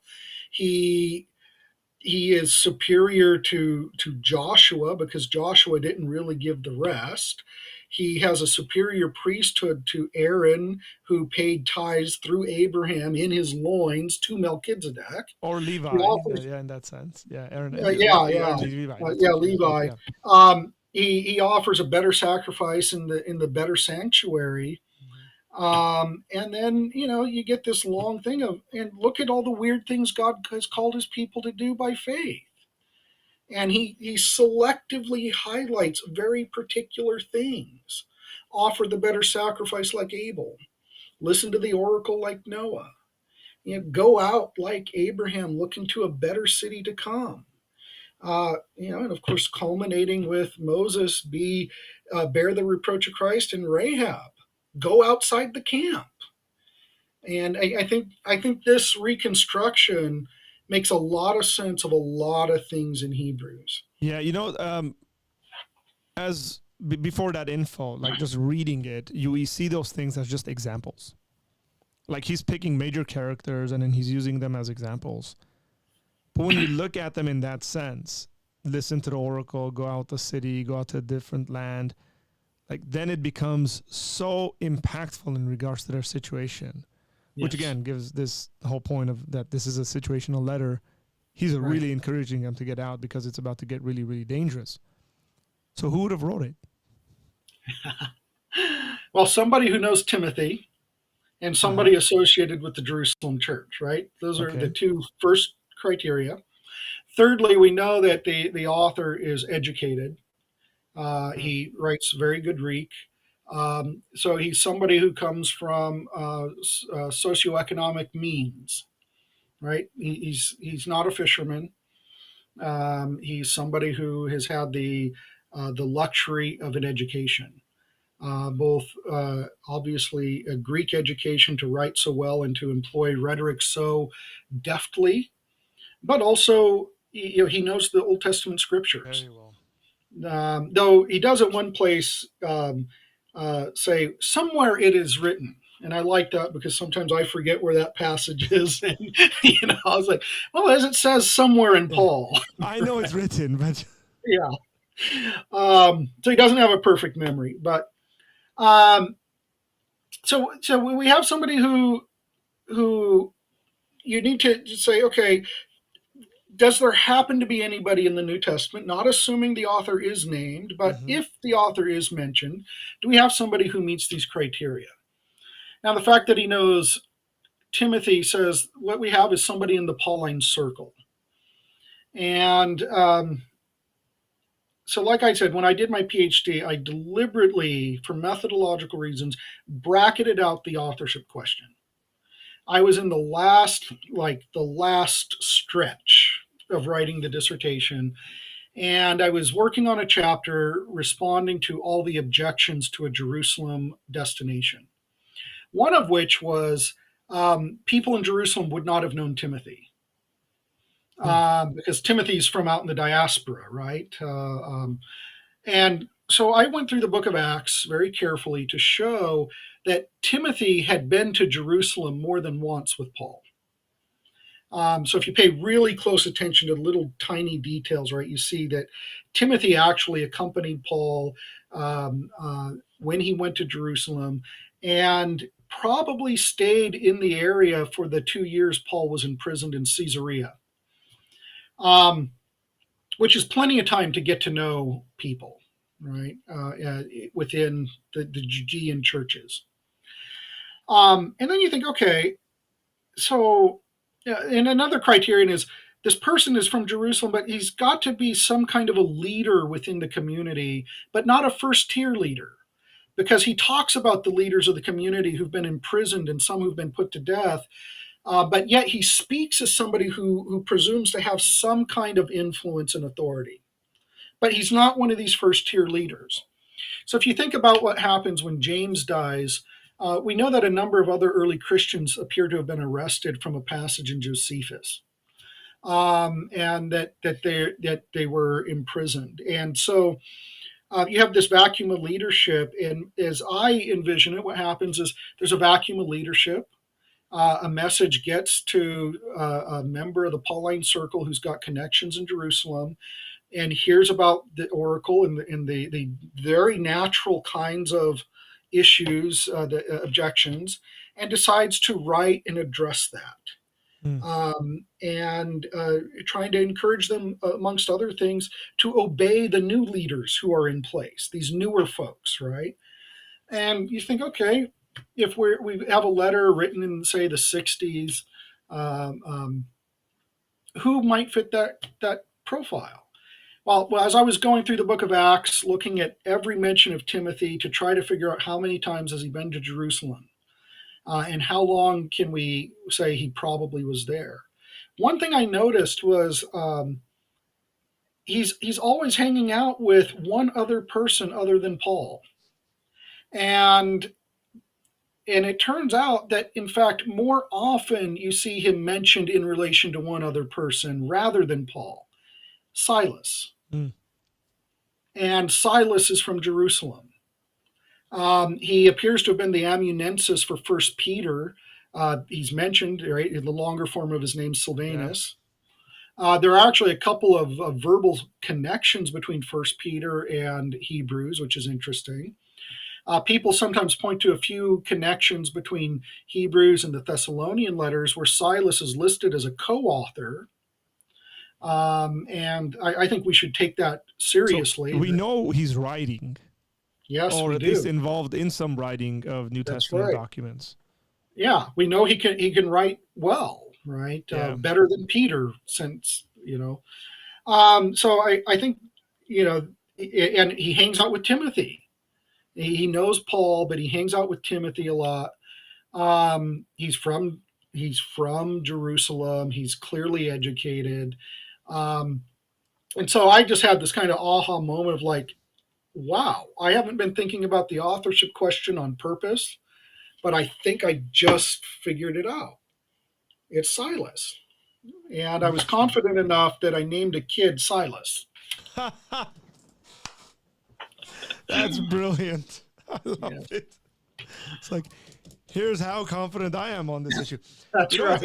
it's interesting because it's the way you've kind of constructed this, right? Um,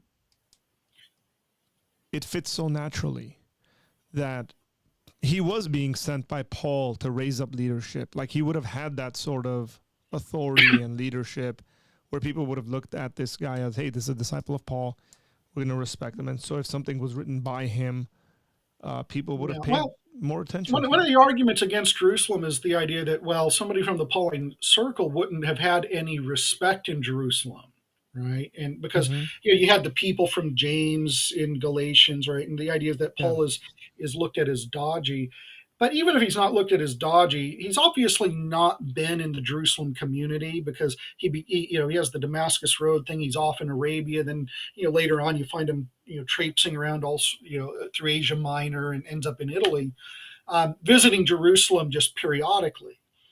But the thing with Silas is that he was there. He grew up there apparently, and of course Barnabas has also got long-standing connections with the Jerusalem community prior to meeting up with Paul. But with Silas and Barnabas both, they have pre-existing relationships with the Jerusalem church, and they are part of the Yeah. Pauline circle. They're good in between. Yeah, yeah, exactly. And if Silas and Timothy were both in Jerusalem with Paul at some point, or yeah, certainly that they could have known Timothy, they would have had a relationship with Silas. It fits. And then back to your question on canon, um, I've long had the view that I think that we shouldn't refer to the Pauline letters, strictly speaking, and we shouldn't think of the 13, 14 letters traditionally attributed to Paul as Paul's letters, Mm-hmm. but that this is the literature of the Pauline circle. Interesting. And so, Paul is the central figure, but when you've got the Thessalonian epistles that claim to be co-authored by Paul, Silas, and Timothy, and First Corinthians that claims to be co-authored by Paul and Sosthenes. And if you're saying, well, maybe this collection wasn't meant to be a collection of Paul's letters, but Paul and his friends' letters, then it makes sense why Hebrews would be in that collection from very early on, if it's written by Silas. Mm. Because where are the other letters we know that were co-authored by Silas? Well, they're right there, First and Second Thessalonians. So I take it that the Pauline corpus properly includes Hebrews if it's written by Silas, because the Pauline corpus is really not strictly Paul, but it's the Pauline circles Yeah. corpus of writings. Which So which would make sense in the sense of like the way the ancients used to quote people, right? It's like the prophet has said, and it's like who, like which prophet, right? That's the sort of stuff right. we go through. So if that's kind of the view, I don't think people would have necessarily even had issues in the first couple of centuries saying this is Pauline literature without it necessarily being. We think Paul is the only person involved in this for the same reason we say First Corinthians is Paul, but when you get into the details, there Yeah. are other people involved in the writing of that. Yeah, and I suspect there's varying degrees of genuine co-authorship. With the case of First Corinthians, Sosthenes is listed as co-author, Yeah, but I suspect he probably didn't do a lot of the writing. He probably informed Paul of things and maybe suggested stuff. But when you get to like the Thessalonian letters, where Silas and Timothy spent more time with the Thessalonians than Paul did because he leaves so quickly, um, and then they meet up with him in Athens. I think in that case, what we probably do have is genuine co-authorship. And to what degree, percentage-wise, can you say Paul, Silas, yeah. Timothy? I don't know. But I think what we've got there is a case where it's not just Paul with Sosthenes with him kind of thing. It's, hey guys, what are we going to tell this church? What should we say? Hmm. Well, how about we tell them this, and how about we tell them that, and I think there's more And you construct it interaction. and put it together. Yeah, and I think with Hebrews, that if this is right, that the Pauline corpus seems to have been formed very early. And I think Hebrews was naturally put in there by people who had that long memory. And then later on, into the second, third century, people no longer remember this stuff. And so they look at this collection that floats around, and the person that's mentioned in all the other letters is Paul. And so then you just say, oh, well, this must be Paul too. Yeah. Not realizing, well, the logic of what brought this collection together wasn't so much that it was written by Paul as much as this is Paul and his homies, Yeah. right? It's this group of Very good. folks. Yeah. So And you've anyway, given me that's what leads me it's to think it's phenomenal. Silas, and why I think there is a legitimate case to be made for Hebrews being in the Pauline corpus, but not saying it was written by Paul. Makes sense. And I would presume Paul's probably passed on by the time Hebrews is written. But Hmm. anyway, Wow. yeah. Yeah, I think you've given us a lot of us a lot to think about. Before I let you go, I got to ask that one question because Jeremy's asked it twice. And before I ask the question, and I don't know what your opinion on this matter is, I'm just for folks who are watching, and I know Jeremy's a Presbyterian pastor, that Hebrews 6, 1-6, does it teach that Yeah. salvation can be lost? So I've generally held to that somebody can apostatize genuinely and walk away from the faith. I don't know what your view on that is, but I'm assuming within the Reformed circles, that's not very much accepted. But you've always surprised me in very unique ways. So I should say that, but knowing all this stuff, I'm like, I got to revisit this text and look at it from the lens Yeah. that you've presented things, and maybe it's not even talking about the stuff that I think it's talking about. So Jeremy says, does Hebrews 6, 1-6 teach that salvation can be lost, or because of its context to those in Jerusalem, is it referring to leaving the old practices?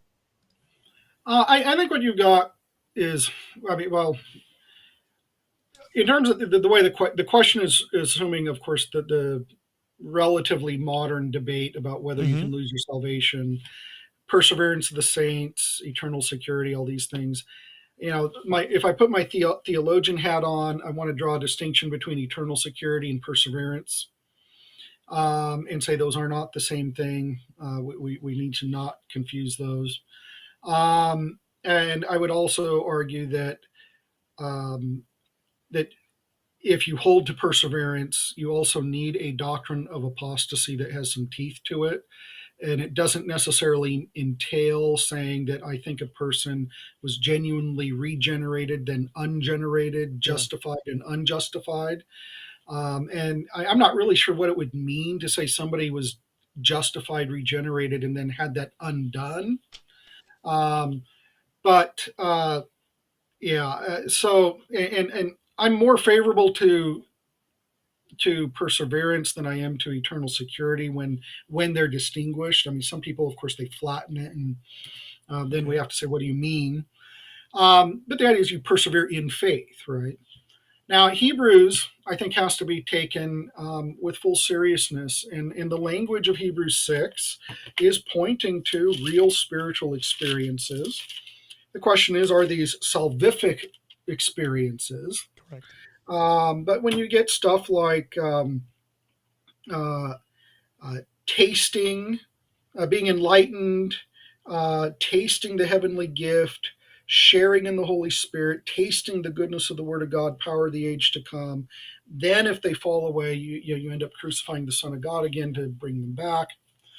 Um, I mean, I think we have to say it's addressing people who've had some genuine contact with the living God within the community of faith. Mm. And the community of faith is where you see the Holy Spirit operating in these visible kinds of ways. And if you were to go back to chapter 2, you have, of course, the message being confirmed or witnessed by God through miracles, right, which are public events and so forth.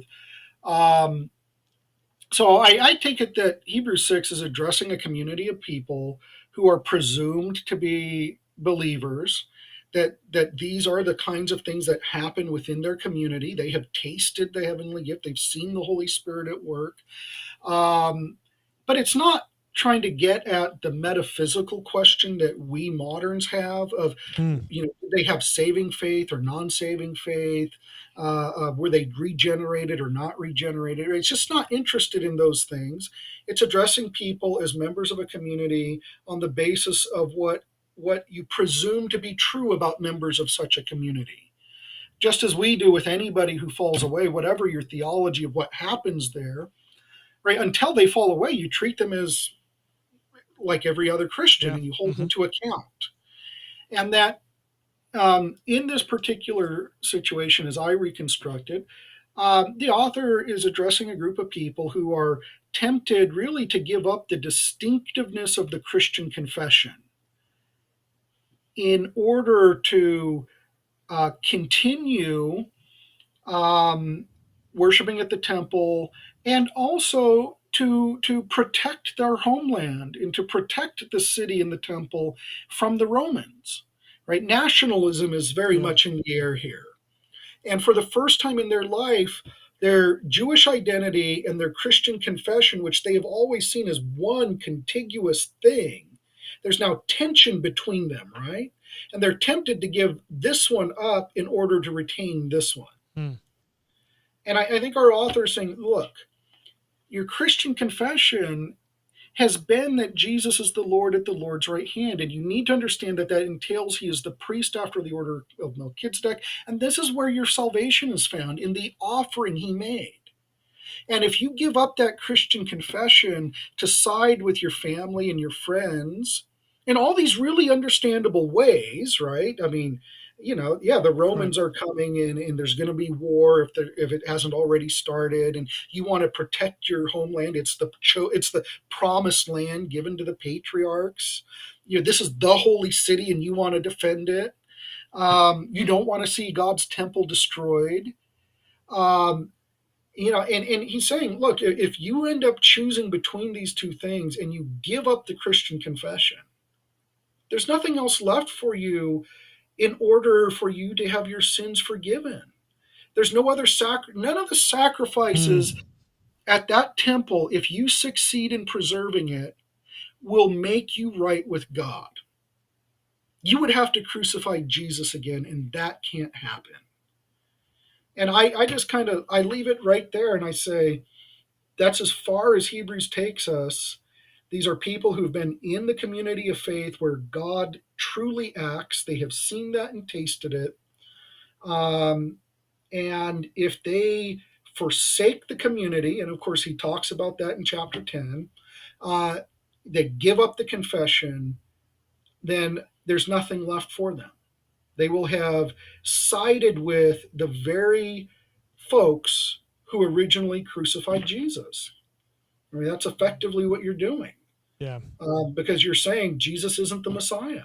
He didn't really die for my sins. So at the very least, functionally, like if we're not talking about metaphysically, but Yeah. functionally, you're becoming an enemy of Christ.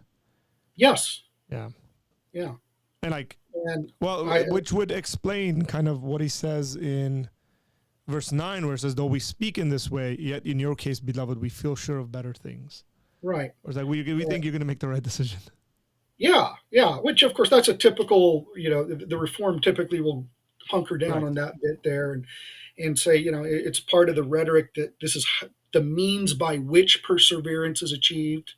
Yeah. And but I think if we bracket out the metaphysical question, say that's a modern question that we have, but it wasn't the driving question here, then my explanation fits for both a Reformed and a Wesleyan view, Correct. provided that it's not the sort of not a proper Wesleyan view, but the kind of pop view you sometimes encounter where people think they've been saved and unsaved and saved Yes. and Yeah. Yeah. unsaved multiple times, right? Correct. But it like a robust Wesleyan view that says, yeah, you can lose your salvation, but it's really hard. Mm-hmm. Or a Reform view that says perseverance, and God uses all the means to ensure that you persevere. But we do have the phenomenon of apostates from the faith, and that some of them have had genuine spiritual experiences that are something short of saving. And you might think of the Yeah. parable of the sower. The word of God grows in lots of different soils. but it's only the one that reaches harvest that is associated with salvation, Correct. right? What kind of spiritual experiences do you tie to, the seed in the shallow soil that goes up quickly and then withers, or the one in the weeds that gets Mm-hmm. choked out, right?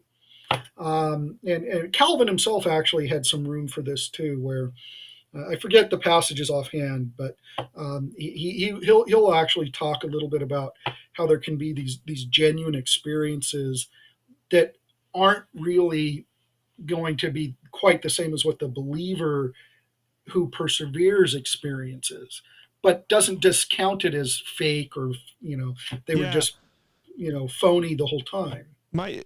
My contention has generally been with folks that don't believe that you can. I don't even like using terminology like lose your salvation, but apostatize has been that, like, I go look at all this crazy warnings. Like, he's very serious in regards to the stuff he's saying, and just to like kind of brush it off by saying, well, he doesn't really mean it. Like, he's saying Right. it, he's being really thing, but and I'm like, well, why say it? All right, it's like Yeah, real these are reality. serious warnings Yeah. with serious consequences, right? And he is saying that if you persevere in your confession and you hold fast to it, and you follow the example of all those folks in the second half of chapter 11, Mm-hmm. who were in caves and wearing animal skins and sawed in half, and despised and rejected by the world, and the example of Jesus, Yeah. right? God has this great promise, the city to come, this reward, this perfection for you. It's worth it, right? And just as all the prophets of old and Jesus did this looking to that promise, that's what you need to do. But if you give up on it, well, fire.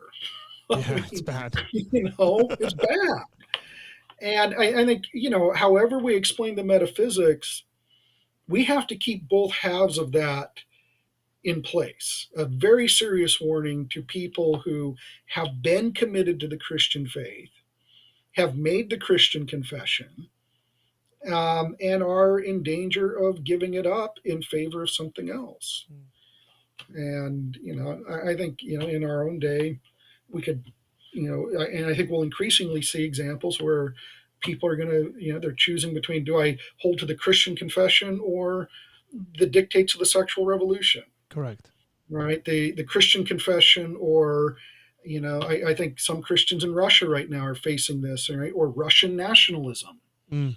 Do I obey Putin or do I obey Christ? You can see that happening in our own country. There's lots of scenarios in which, you may have been a sincere believer holding on to the Christian confession and find yourself like, uh-oh, now it's at odds with something, and it might be at odds with something that you've become persuaded of, or something that you did not previously see as intention and now you do. And something happens to force you to choose. And the consequences are real Yeah. consequences. Yeah. Somebody gave you said Paul and his circle. Somebody here, Paul, whose name is Paul, wrote the Pauline posse. So I I like the like it. sound. I like the sound I of like that. it. He also Yeah. asks. He also asks tips on how to read the Bible like Dr. Moser. Oh my. I don't know. How do you? I'll tell you this. Now he. I went to the same Bible college that he did, and one of the greatest gifts I was given, I guess, in my Christian walk, and especially educationally, is being taught how to study the Bible properly, like within the literary genre, within its historical understanding and context. So, for me, I would say there's probably, like, you won't have to read 1,000 books. You don't have to, like, if you read 5 to 10 books on the historical genre of the New Testament or something like that, or the historical genre of the ancient Near Eastern culture, you'll be able to see things in the text that you previously didn't, right? And so I think he would agree with me is that get your hermeneutics in order. And one of the things that really bugs me personally is when people start doing theology before they can do hermeneutics. It's like, let's get your exegesis, get your hermeneutics down, and then you start reading the text. You might not have all the answers theologically, like you were just talking, like metaphysically, how do we answer that?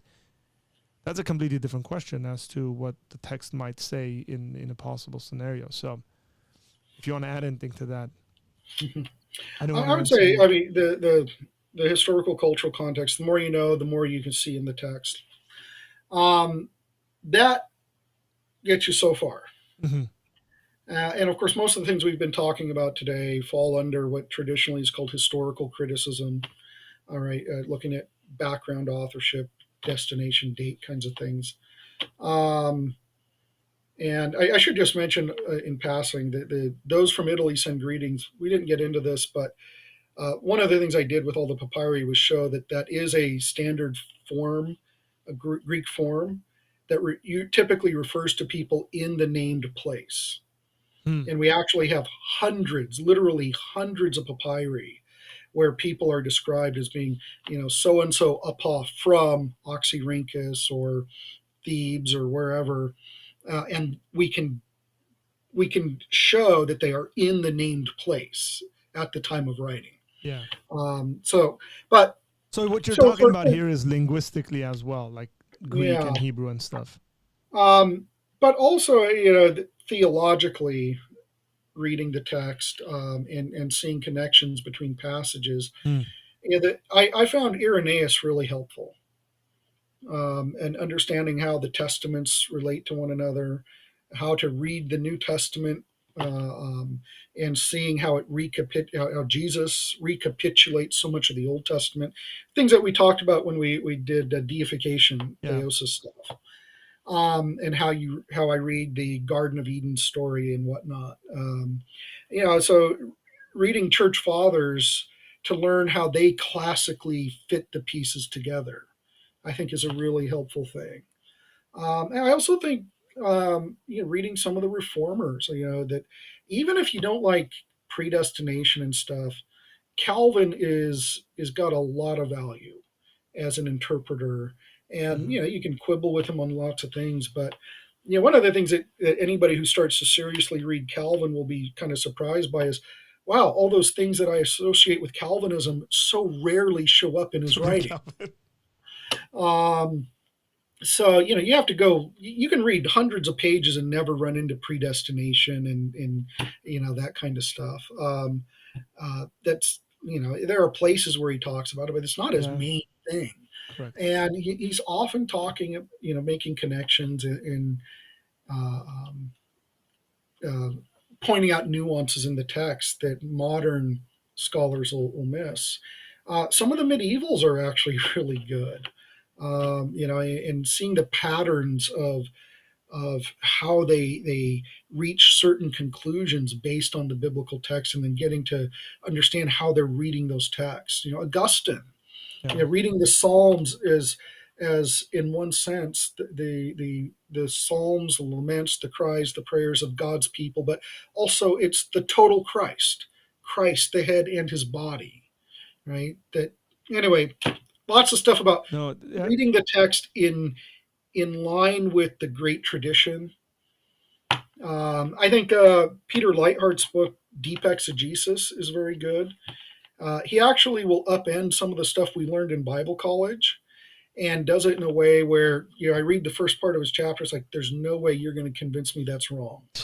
And I get to the end of the chapter, it's like, you have convinced me that your view is right on this. Yeah. And so, and it's not a how-to book on exegesis, despite the title. But yeah, learning how to read the Bible as Christian scripture, not just as historical texts. Hmm. Even though that's pretty much what we did today, Yeah. is read it as a historical text.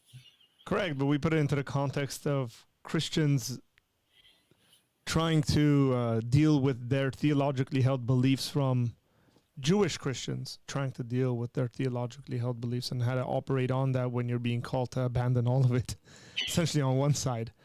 Well, and Yeah. what the author does is says, look, you're not actually going against the scriptures. Correct. right? That all the things you're being called to do are things that God has called God's people to do in the past, and they were already pointed to in the scriptures, right? The scriptures pointed to a new covenant and a new priesthood and a new sacrifice. So you're not actually being unfaithful to the Torah or to the prophets. So So much that there. that is good. Yes, yes, there is. Man, I've been challenged in all the right ways, I think, today. So I appreciate I appreciate that. Um, And we were trying to keep this short, right?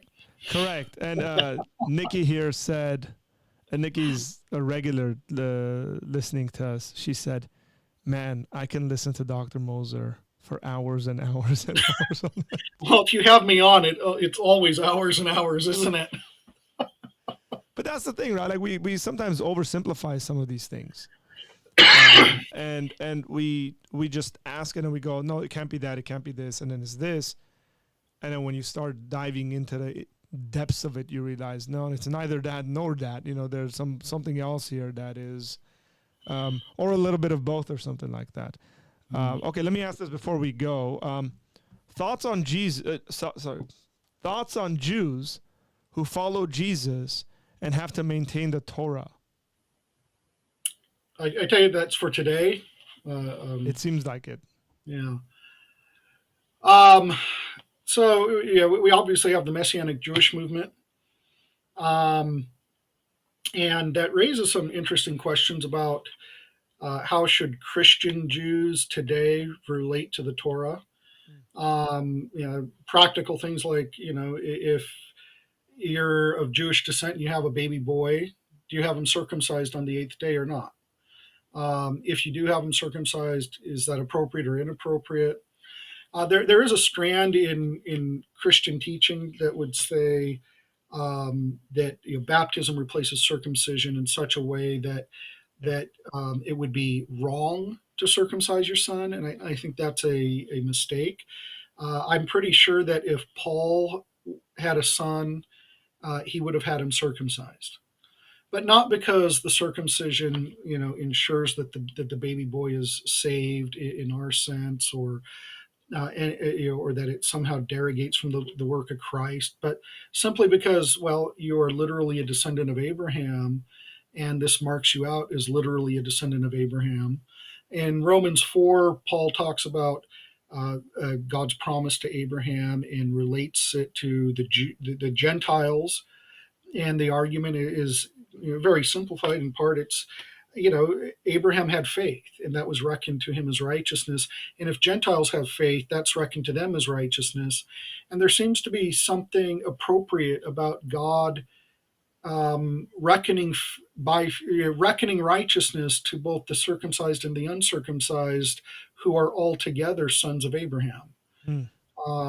And that it's appropriate for there to be a community of people who still are physically marked out as fulfilling God's promises to his friend Abraham.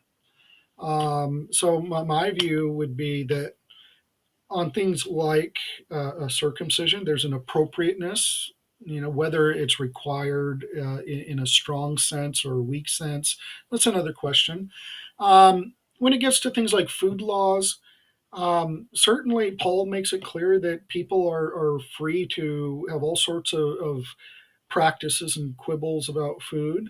Um, and I think that you can say, it's in the same category as, well, can Koreans continue to eat traditional Korean Mm. ways, Korean foods, and abstain from things Koreans abstain from? Is it permissible for Finns or Ethiopians or Chileans, when they come to faith in Christ, to retain the clothing and food practices of their culture? Right. Well, obviously, I think the answer is yes, unless unless you have a culture that's into cannibalism or something, then you're going to say, actually, on this one, you need to Yeah. change. But for the most part, right, we say, okay, there are cultural differences where there are certain foods you might eat in one country that you won't eat in another country, and it's sort of part of your ethnic identity, and that's fine. I'd say the same thing if you're a Jewish believer in Christ and you want to keep a kosher kitchen. provided you're not making this something about, you have to do this to be saved or you have to do this to be a good Christian, then there's a lot of freedom there. One of my concerns, though, about the Messianic Jewish movement is that often when I read some of their stuff or hear them, they'll import lots of rabbinic Jewish stuff into their practices that some of which are clearly post New Testament Yeah. developments. And there tends to be sometimes an uncritical appropriation of stuff. And in some cases, maybe there's precedent within the Second Temple period, but there were a multiplicity of practices there. Why say that is the one that you have to do just because it's retained within rabbinic Judaism? It's not always clear that all Jews did some of these things, or that Christian Jews would have done them. Well, that's the So thing that stood out to yeah, me is I actually wrote it down. Is in regards to sacrifices. It seems like Christians were still participating in a good amount of these things. Even Paul, I mean, I made it this thing when I wrote this down. Is Paul went to offer the sacrifice, but it's a sacrifice ending a vow. It's not necessarily like a sacrifice, like the cleansing sort well, of sacrifices. But I suspect the early Christians were offering all the sacrifices, hmm, right? I don't think anybody in the first century who said, "Hey, Jesus on the cross died for my sins," would have immediately thought, "Oh, therefore there are no sin offerings or guilt offerings." I think what you'd have thought is, okay, the earliest layers of the tradition depict the death of Christ in terms of a Passover offering. Interestingly, Passover it originates as a non-priestly offering. Right? yeah, It's a sacrifice done in the home, yeah, and it marks people out for life. It's the great exodus from Egypt and the conquest of the gods of Egypt, and you're marked out for life, whereas the firstborn of the others die. And if you're saying that Jesus is liberating us from sin, liberating us from the power of sin by his death, as the new Passover offering, who marks us out for life, and that in some sense your past sins are forgiven because of this. It doesn't, I just don't think logically it would have been natural for people to say, oh, therefore I don't offer all these other sacrifices. I think most folks would have said, okay, I was a sinner and I wasn't keeping the law. Now I'm going to do it better than I did before. And it took a crisis like the one that Hebrews deals with for the early Christians to have that aha moment of, oh, wait, verse 4 of Psalm 110 speaks of another priesthood. Priesthoods are attached to hmm, sacrifices. We have all these texts that say God was not really pleased with the burnt offerings, the sin offerings, the guilt offerings, because they always represent disobedience having taken place. Christ came to obey. And because he's obeyed to the point of death, even death on a cross, Philippians 2, um, and doing it in a way that leads him to take his blood into the heavenly sanctuary and purify it and purify our consciences, right? I think that's the kind of thing. It required a crisis, a theological crisis, for people to make those connections and say, oh, yeah, in a new covenant with a new priesthood, we don't have to do those things anymore. which seems fine because it's taken theological crisis for Christians to define very clearly where they stand on On the important everything. issues. It's always been some kind of a weird heresy that's That's led right. to us saying no, no, no, no, no, not that, not that, not that. This Right. right? And Like it's I think just in this case, it's not so much a weird heresy as much correct. as just a very understandable set of concerns that lead to a real crisis of how do you know what God is saying? How do you rank it? What trumps what? Yeah, Making you deal with questions that you've just never had because it all looked so compatible.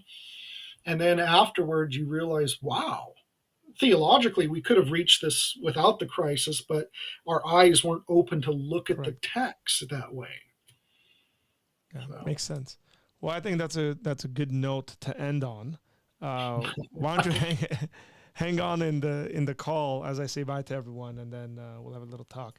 okay. Well, ladies and gentlemen, if you felt like you just got I don't know two first two class sessions on the book of Hebrews.